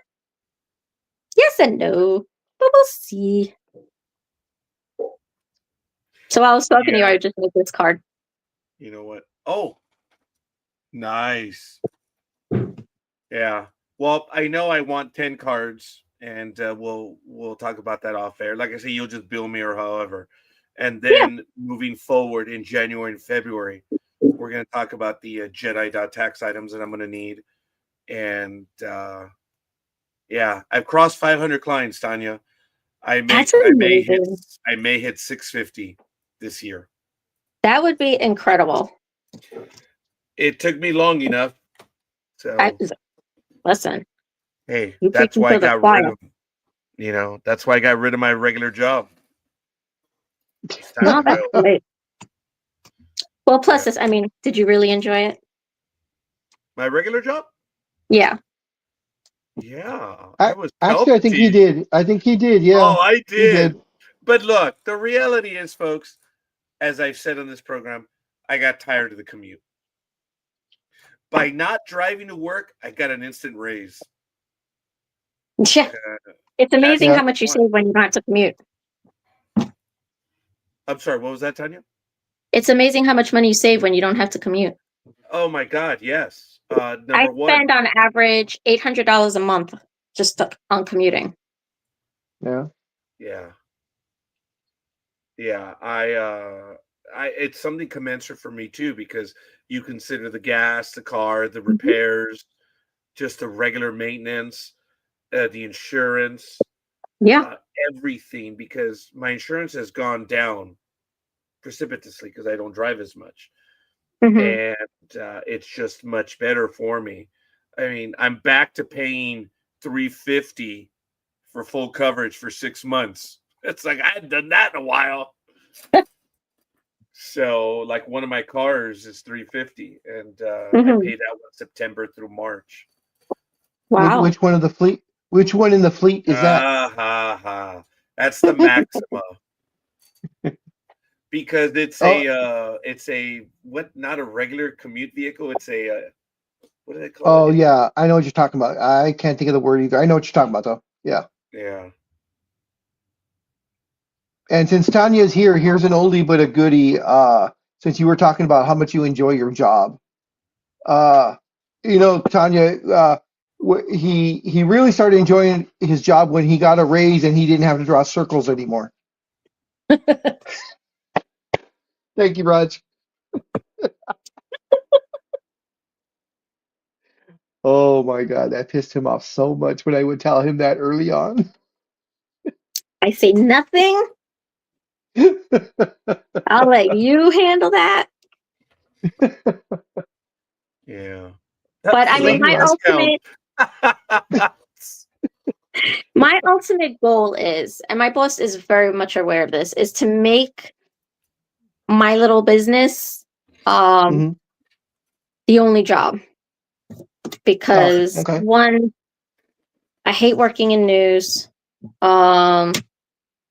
And as much as I like sports, I don't follow it like I used to anymore. So to get back into it would be a little difficult. Although I mean, working where I work, I have WFAN. That I can always be like, hey, I'm bored. You got anything? But yeah, I'd rather, because the ultimate goal is to move to Florida. Oh, you do want to go? Yes. In the Orlando area? I would move to Celebration, which is Disney. Oh, okay. Disney, but not Disney. Is that the housing community by Disney? It's not really like a housing community. Disney is actually building their own themed community, but who the hell can afford it? Not me. Oh. Oh, I do remember reading about that. Yeah, yeah. So I was like, you know what? I was talking to my husband one year, and even he was like, no, it's so hot. It's far from our families. And I was like, okay, you know what? He has a point. But at the same time, I'm like, I don't want to be in New York forever. I hate New York. Yeah, I hate the politics of New York. And everybody's like, well, aren't you worried about the politics out there? Not at all. Not at all. I don't care about politics. Yeah. I mind my own neck, and that's it. If you mind your own business, whatever. People could say whatever they want to say. I don't care. As long as you're not doing anything to me, attacking me or whatever, I don't care. You believe what you believe. I believe what I believe. Leave me alone. I don't attack you. I don't criticize you. Déjame tranquila. A mí no importa.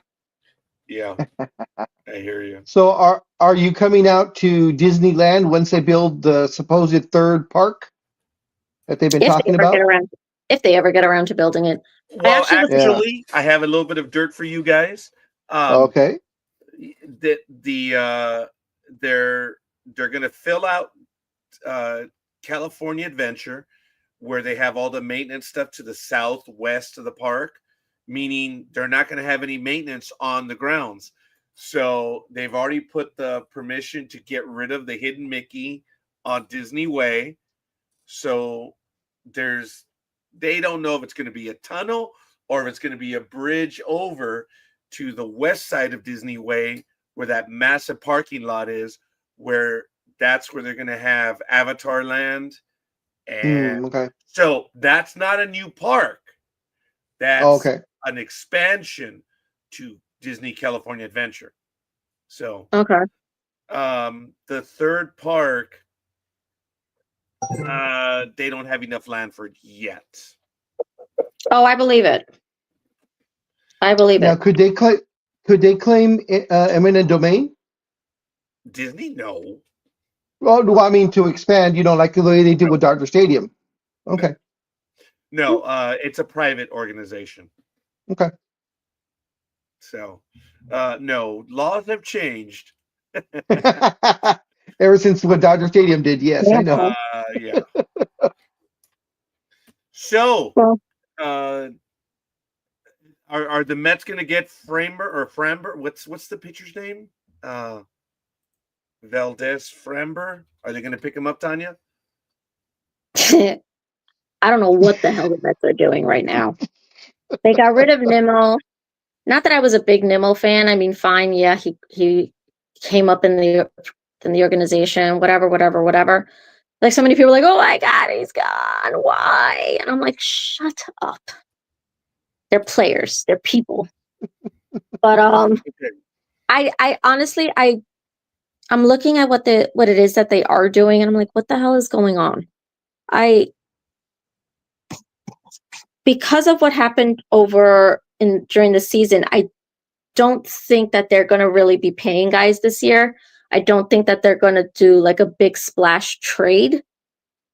I do know that there are talks about them not keeping the core anymore. So okay. That's going to be interesting to see during the off season. I do think I had no problem with them getting rid of Nimmo. However, they brought in another second baseman. And I'm like, guys, how many freaking second basemen do we need? Like, stop it. You guys need to invest in the outfield. You guys need to invest in pitching. You guys need to invest in bats. There are holes. I think that they screwed up last off season because they had the core. They had who they needed. Were there areas that needed to be filled out? 100%, but they didn't. They were stupid in getting Juan Soto. I don't care what people say. There's no human being worth that amount of money. That investment could have gone to the bullpen. That investment could have gone into paying Alonso and keeping Alonso. That's what I would have preferred to see. Instead, you got somebody who won't even sign autographs for people. Like, I get it. Like, I get that some of these guys, they're not allowed to because, like, say they're with Steiner Memorabilia, they're not allowed to actually, they're not allowed to sign autographs. Like, I think not Jeter, Alex Rodriguez was among them. Yeah, they had that because of their endorsement deals, right? Right. So I don't know if that's the case with Juan Soto, but I don't, if it was an adult, fine, whatever. You can tell an adult no. But if it's a kid and you tell a kid no, you're a jackass. I don't give a crap about your. Yeah. Mm-hmm. We had that conversation at the start of the program because the person that asked was Odalis Perez's ex-wife's daughter. Asked for a photo while he was having a meal in the Dominican Republic. Oh, you're asking for a photo while somebody's actually having a meal? No. Bye, Felicia. There you go. That's what we said. I knew Tanya was going to, when she knew the entire thing. Yeah. My thing was maybe you go up to him and you ask him and say, after you're done, can I have a picture? Or you catch him before he even orders. No. But while he's eating, then you don't. No, you don't. I wouldn't even do that. Eating. When you see them get up, and they're heading out, maybe approach them, but approach them outside. Yep. Don't do it while they're eating, while they're having dinner. If they're especially if they're with their family. Do you know how often these guys actually spend time with their family because they're all over the country playing baseball and what have you? Let them have their family time and then approach them after the fact. See, and that's what I was saying. That's what I was telling Scorekeeper earlier. Her being the ex-wife of a former major league baseball player, she knows how precious that time is when you're eating with your family. And she goes and complains, and she does the same thing and then complains when he says no, even though she knows exactly how that feels to be interrupted in a meal. Hey, Speedy, dude, you got to join in this conversation. I know you're just sitting there. I'm just waiting to jump. I always wait to jump in Dude, But- you got to jump in. But Tanya, You know that. I want to remind you of one thing. Remember when Jose Reyes left the Mets? This is 15 years now. Remember, what did I tell you, Tanya? I have said, no you're idea. not going to miss him. No, Was I right? no, this is the thing. This is the I thing didn't miss. about I don't him. miss them at all. Yeah. Go ahead, I was Speedy. like, why do I need Years you? ago, I was at a mall in Newark, California, when they still had hometown buffet, and I saw some of the BTW wrestlers. They were eating, and I'm like, "Oh, they're here." And my neighbors were with me, and they were like, "Go say hi to your friends." I'm like, "I'm not going to go say hi to my friends. They're eating, obviously, having a meeting because they were with the promoter." Mhm. And then afterwards, they were like, "You could have came over and said hi." I'm like, "I didn't want to intrude. You guys were eating. What am I supposed to do?" And they're like, Yeah. "Yeah, that's true." But Tanya, how did you feel about that one lady this summer in Philadelphia where she grabbed the ball, acted like it was hers from a kid? Oh. We talked about this on the show. And Philly fans even booed her out of the building. MLB was like, "You're gone." You really want my opinion on that? Yeah. I want to hear it. I want to hear it. me and Big Dog do. She 100% should have been banned for life from every ballpark. You don't come with this crap where you're taking a ball away from a child. Are you some type of Exactly. lunatic? Like, what the hell is wrong with you? Honestly, she should have been thrown in jail. I would have put her in jail. Didn't Philadelphia once have jails in their ballpark because their fans were stupid? Yes. Well, here we Yeah. are. I mean, come on. And what got me is after when she got all the flack and ended up getting fired from her job, she couldn't understand why everybody was against her. I'm just like, really, lady? From a kid? You take it from a kid? Oh, the entitlement. And Yeah. she Oh, told- yeah. I then remember she the told dad. the media. You She could told see the media, shock. I didn't do anything wrong. Yeah, I don't know you what everybody's did. so pissed off about. Her contention was that she should have caught the ball. She said she but you did catch the took it ball. away. Oh, But well, remember, video doesn't lie. okay, but I do. Go ahead, Speedy. She honestly, anybody who takes a ball, first of all, you're a grown ass adult. What the hell do you need it for? Exactly. Yeah. Are you going to be sitting there looking at the ball like, oh my God, look at this? It's a ball. To a kid, it's the whole world. But to an adult, grow up. Because every time I look at you now, I just want to throw up. I love you, Tanya. Like, honestly, you've got to be like some type of special. Oh, yeah. Especially know the way the dad got it, went and gave it to the kid, and she just marched across that entire section of chairs and stuff to go up and just get in his face. Yeah. You know, first of all, I wouldn't have given if that was my kid or like my grandson.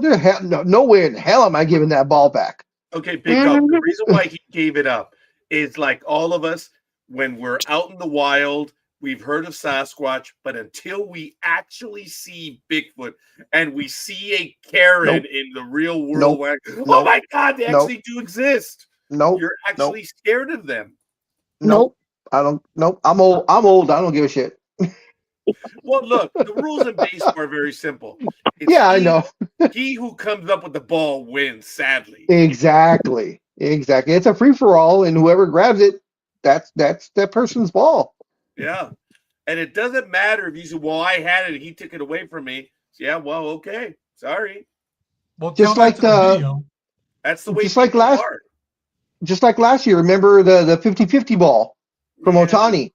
When that one little kid said, "Oh, I had it in my hand," and they clearly showed that they were fighting for it, but the other guy came up with it. Yeah. And the kid tried to sue him in court. And the court, as soon as they got to court, they laughed him out of there. No way was it going to hold up. I remember I told Big Dog someone was in a big race and they were going to be in Anaheim. I said, if we go, dude, if we were to get the ball, remember what I said? We're out. We're gone. Yep. If you get the ball, you really can't stay in the stadium because they will. If you hold on to it, they'll take it from you. Yeah. You gotta go. No, And- I don't care. If it's a child, you do not take something like that away from a child. Yeah. I Care. agree. I don't care about the rules. I don't care about nothing. It's a kid, for heaven's sake. But you know what? She got exactly what she had coming to her. So next time, lady, That's maybe right. you'll think before you actually be stupid. Yeah, you know. Yeah. It just pisses me off because to me that's just entitlement. Like, Yeah. just stop. Yeah. And I hate it so much. 'Cause, you know, especially kids these days, it's not like when we were growing up that you had more opportunities for things like autographs and what have you, Yeah. or getting, you know, like special merch and stuff like that. But just what kids are dealing with right now, just it's a damn ball. Go to freaking a sports store and buy one. Who cares who hit the freaking home run? I don't know. Even if Those I that are were gonna to catch a sell it. ball, I would, even if I did catch a ball at a game, I would look around for a kid and be like, hey, do you want this? Here. Automatic. What the hell do I want a ball for?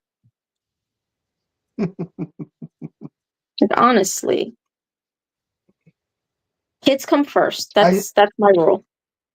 See, I agree completely with that, but the collector side of me, depending on who hit the ball and what significance it holds, yeah, I don't know. I might be conflicted a little bit. You see now, but for me, being the other type of collector, mine is I'm going to keep the ball and I'm going to keep it as a memory, as a keepsake. That's it. I have items of value here, but I would never sell. But see, that's True. different. Most of these people who are catching the balls, they're selling them. Yeah. Yeah, exactly. You know, I mean, whereas like somebody could have had it as a memory. yeah, exactly. Now, Like that the 50-50 ball that I talked about last year. The guy caught it, and the next day they were already talking about. now, do you know what's funny, Big Dog? Is the minute you mentioned the 50-50 ball, I'm like, for what? What? Oh, Whatever that's auction. right.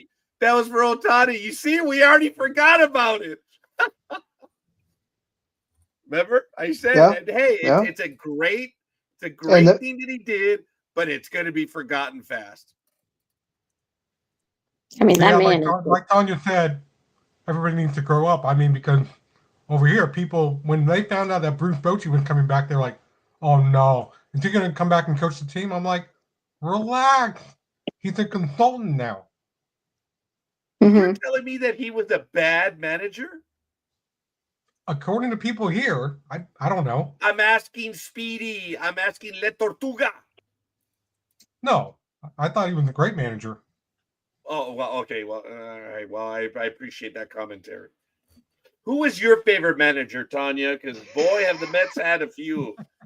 You gotta ask? Hold on. Hold on. What's his face? The guy that coached in Japan for a little while. You better get this right because she crossed her arms on you. I don't think it was Johnson. Nope. Who was your manager? I'm waiting for you to say it. I don't know. Uh-oh. How dare you? Yeah, How I think dare you? Bobby Valentine, Yang Man. Oh, I said the guy that coached in Japan. Yes. How dare you not know his name? I'm old, Tanya. I'm forgetting things. No. No. You do not forget, mister. I got thrown out of a game, but I don't care. I'm still going to go back into the dugout. I'm just going to put some ridiculous glasses with a mustache on. It was Bobby Valentine. Folks, I remember that. That was hilarious. Okay, guys, so it's funny. I actually did get it right. I just didn't remember his name. He did coach in that guy.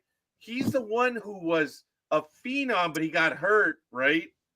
And then he went into coach because he was going to play baseball. But I think he got hurt early on and became a coach and a manager. Bobby Valentine. He is like the best person to interview. I got a chance to interview I him. bet. Yeah. Really? And oh yeah, no. There was, I forgot what event was happening. And at my job, they're like, Tanya, do you want to interview him? You gotta ask. And somebody was like, no, I want to interview him. I was like, sit your ass down. I've been a fan since the 80s. Shut up. Nobody's taking this moment away from me. Who else did I interviewed Art Shamsky. I've interviewed, I mean, obviously I've interviewed guys for you guys. Terry Collins. Oh, Terry Collins is a sweetheart of a man. I was going to say, I bet you he's entertaining to interview as well. Oh, 100%. The stories that man can tell. I met him when I went to Port St. Lucie for spring training one year. And I was like, I just looked at him and I was like, oh my God. And he's like, would you like a photo? I was like, yeah. I was like, this would be so great. There's very few people that I fangirl over. Mike Piazza, I have when I met him. Yeah. Bobby Valentine. Oh my God, if I ever met that man. And Terry Collins. Because it's not just about the fact that, like they were managers for the team and what have you. It's also about, like, I think about their thought process while they're managing the game. I don't give a flying. I mean, man, and if you can get into an umpire's face, tell him off with no problem and not giving a flying flip. Thank you, Mr. Bobby Valentine and Terry Collins. By all means, you do it. And I enjoyed it. There were two particular interviews that Tanya invited me to be on, and I have the images on our Facebook page. She will remember. One of them, I do not understand how we did not get the pick of the day. That was Ralph Branca. Oh my God. Yes. We did not get the pick of the day. Tanya invited me to be in on that one, and I so deferred to her because the interview was going so well. I asked like 2 or 3 questions, and it was great. I was like, I get to be in the interview with Ralph Branca. But the other one was the catcher from the Mets. Remember this one, Tanya? Ed Hearn. Oh my God, I forgot about him. Yeah. I think I still have his phone number. God, he was so awesome. He was the one that blew us all away because he had said, I caught Gooden in the minor leagues and his stuff was better. And I was like, stop it. Don't say, remember that? Remember? But so he was a catcher with the Mets. And again, this was another interview that Tanya had.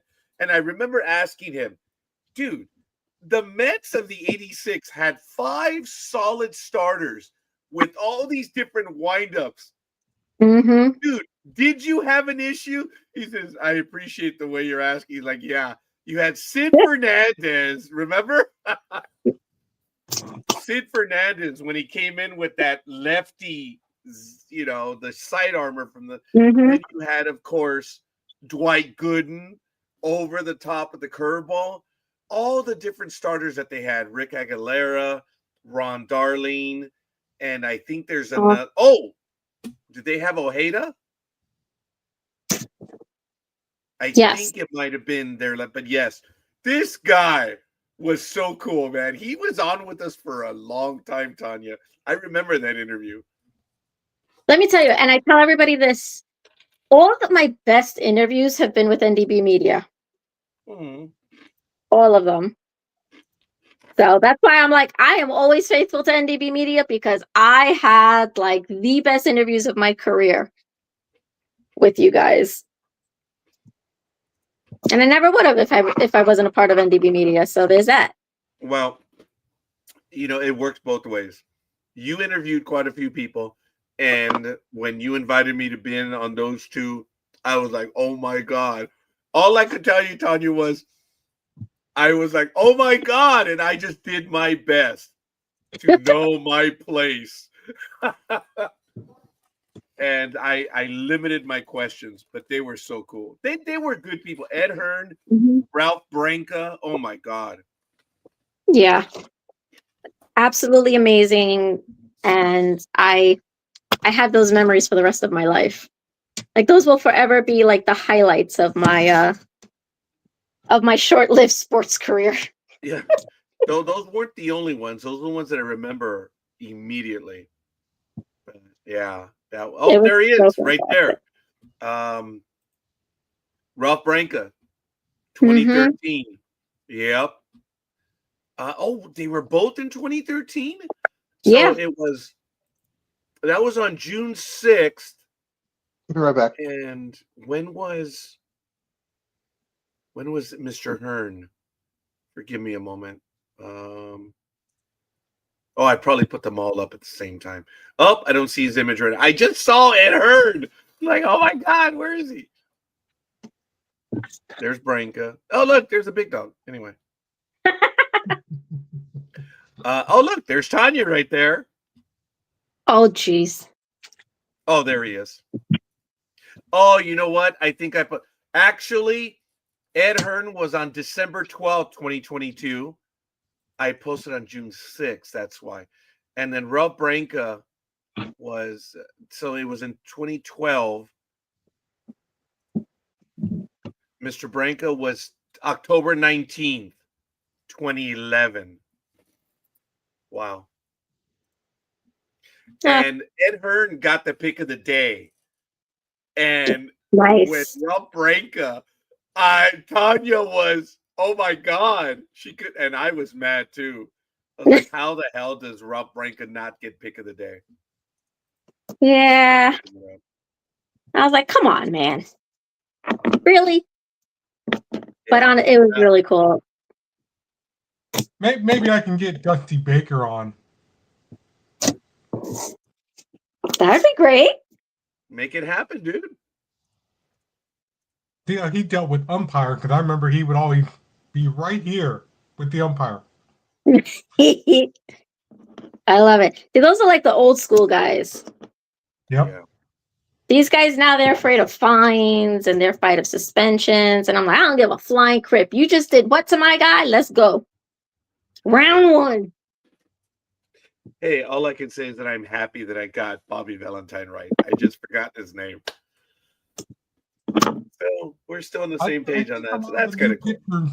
Are also scared to, like, let's say I'm the pitcher, and I'm aiming for scorekeeper, and I'm like, I'm gonna throw it right at the knee.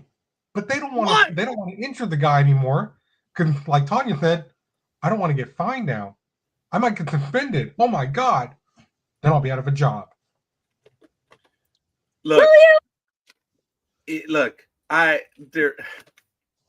Tanya's played the game long enough. Or I'm sorry, she's played the game. Look, Tanya knows, like Big Dog, we know, especially myself, for God's sake, we know when the pitcher really hit the hitter. I mean, come on. Look,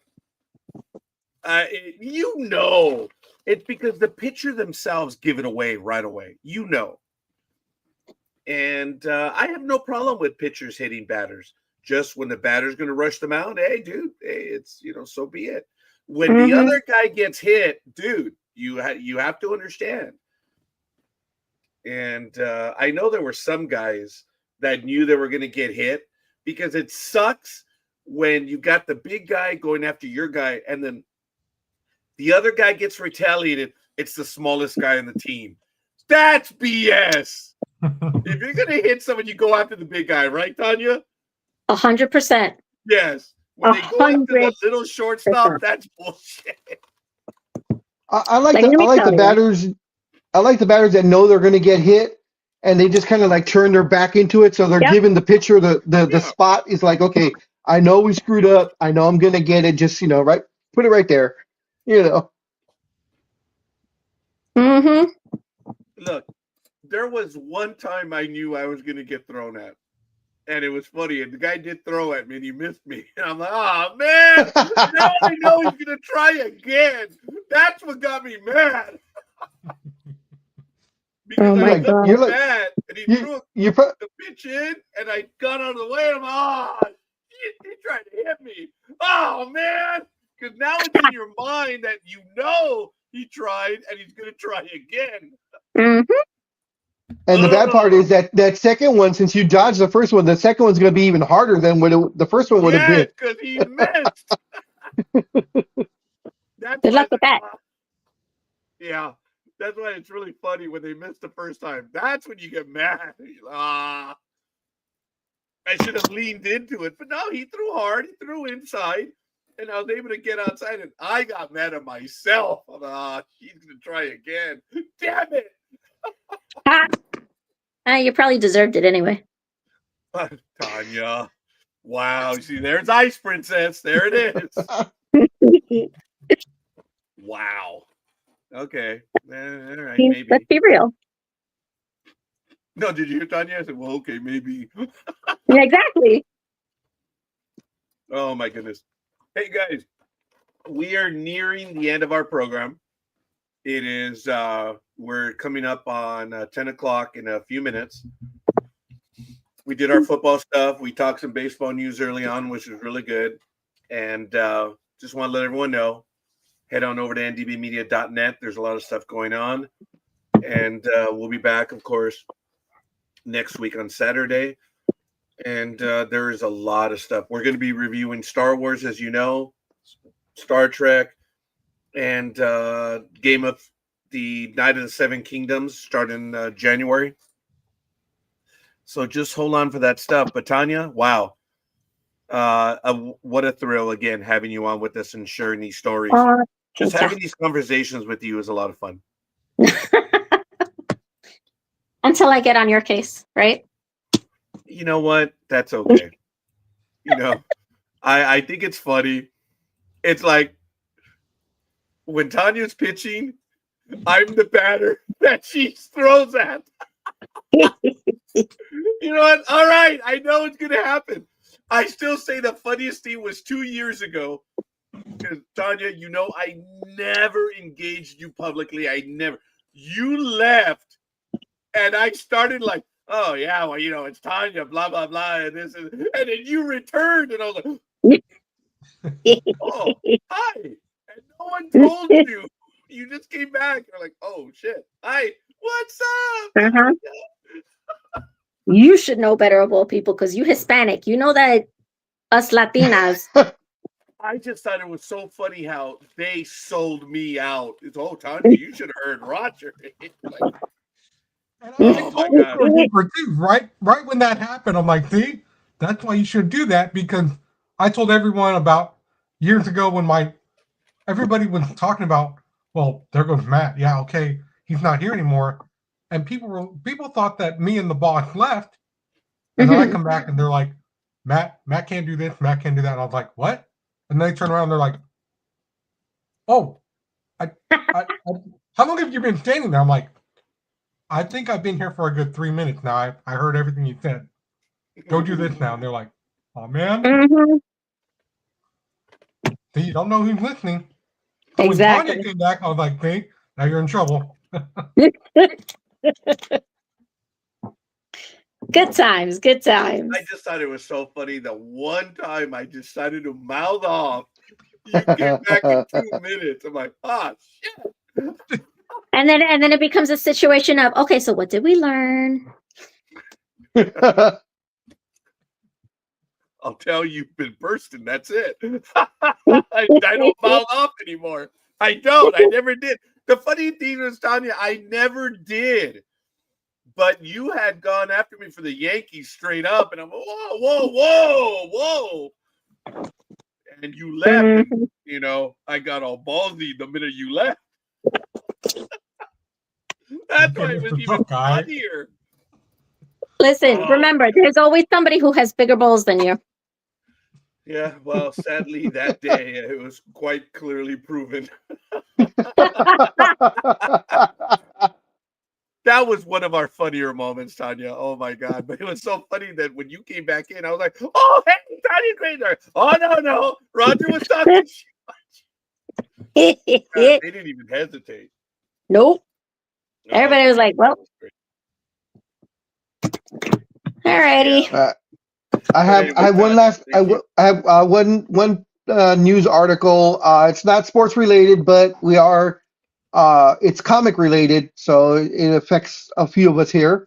But there was an auction last week from Heritage, and it was a Superman #1, which of course is the book after Action Comics 1.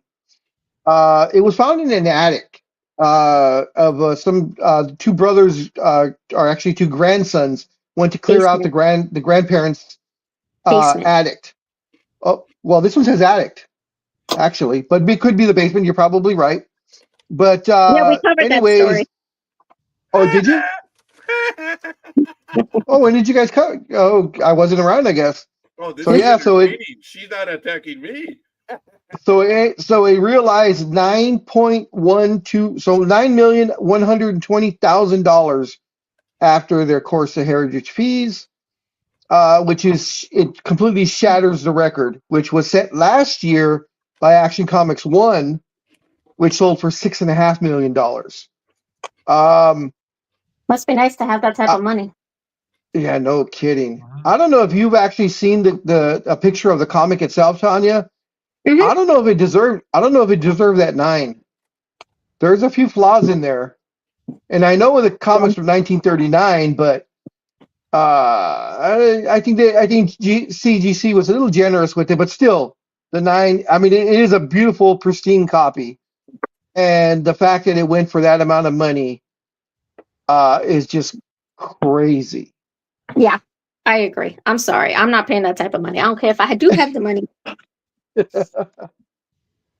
That's what I always talk about, like when sports auctions come up and they have like Babe Ruth's a signed ball or his jersey that he wore in one of like the 1922 World Series or something. I think that sold earlier this year for like $7 million. How about the Nolan Ryan jockstrap? Oh, that was funny. That was funny that it actually sold. That stuff. I was telling Scorekeeper about the Babe Ruth jersey. If I had that kind of money and I want it, I'm sorry, I'm wearing it. I'm putting it on at least once. If I'm paying $7 million, and Babe Ruth was a big guy, so I'm a big guy. It probably would fit. Well, remember, David Wells bought the Yankee cap. Oh yeah, for $35,000. And he wore it. Yes, and he wore it. He got fined, but I think he sold it for like $300,000. Yes, he did. Because it was worn twice. What's that?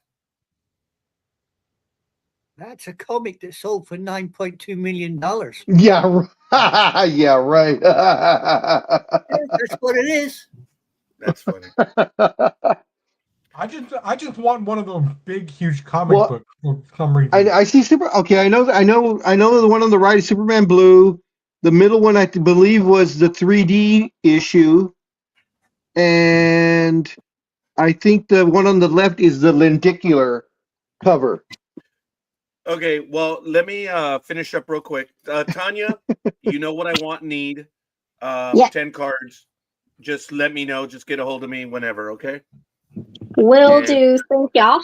I thank you, and then we can get back to the rest of the stuff. I'm going to have to get going either way because it is 10 o'clock. Same here.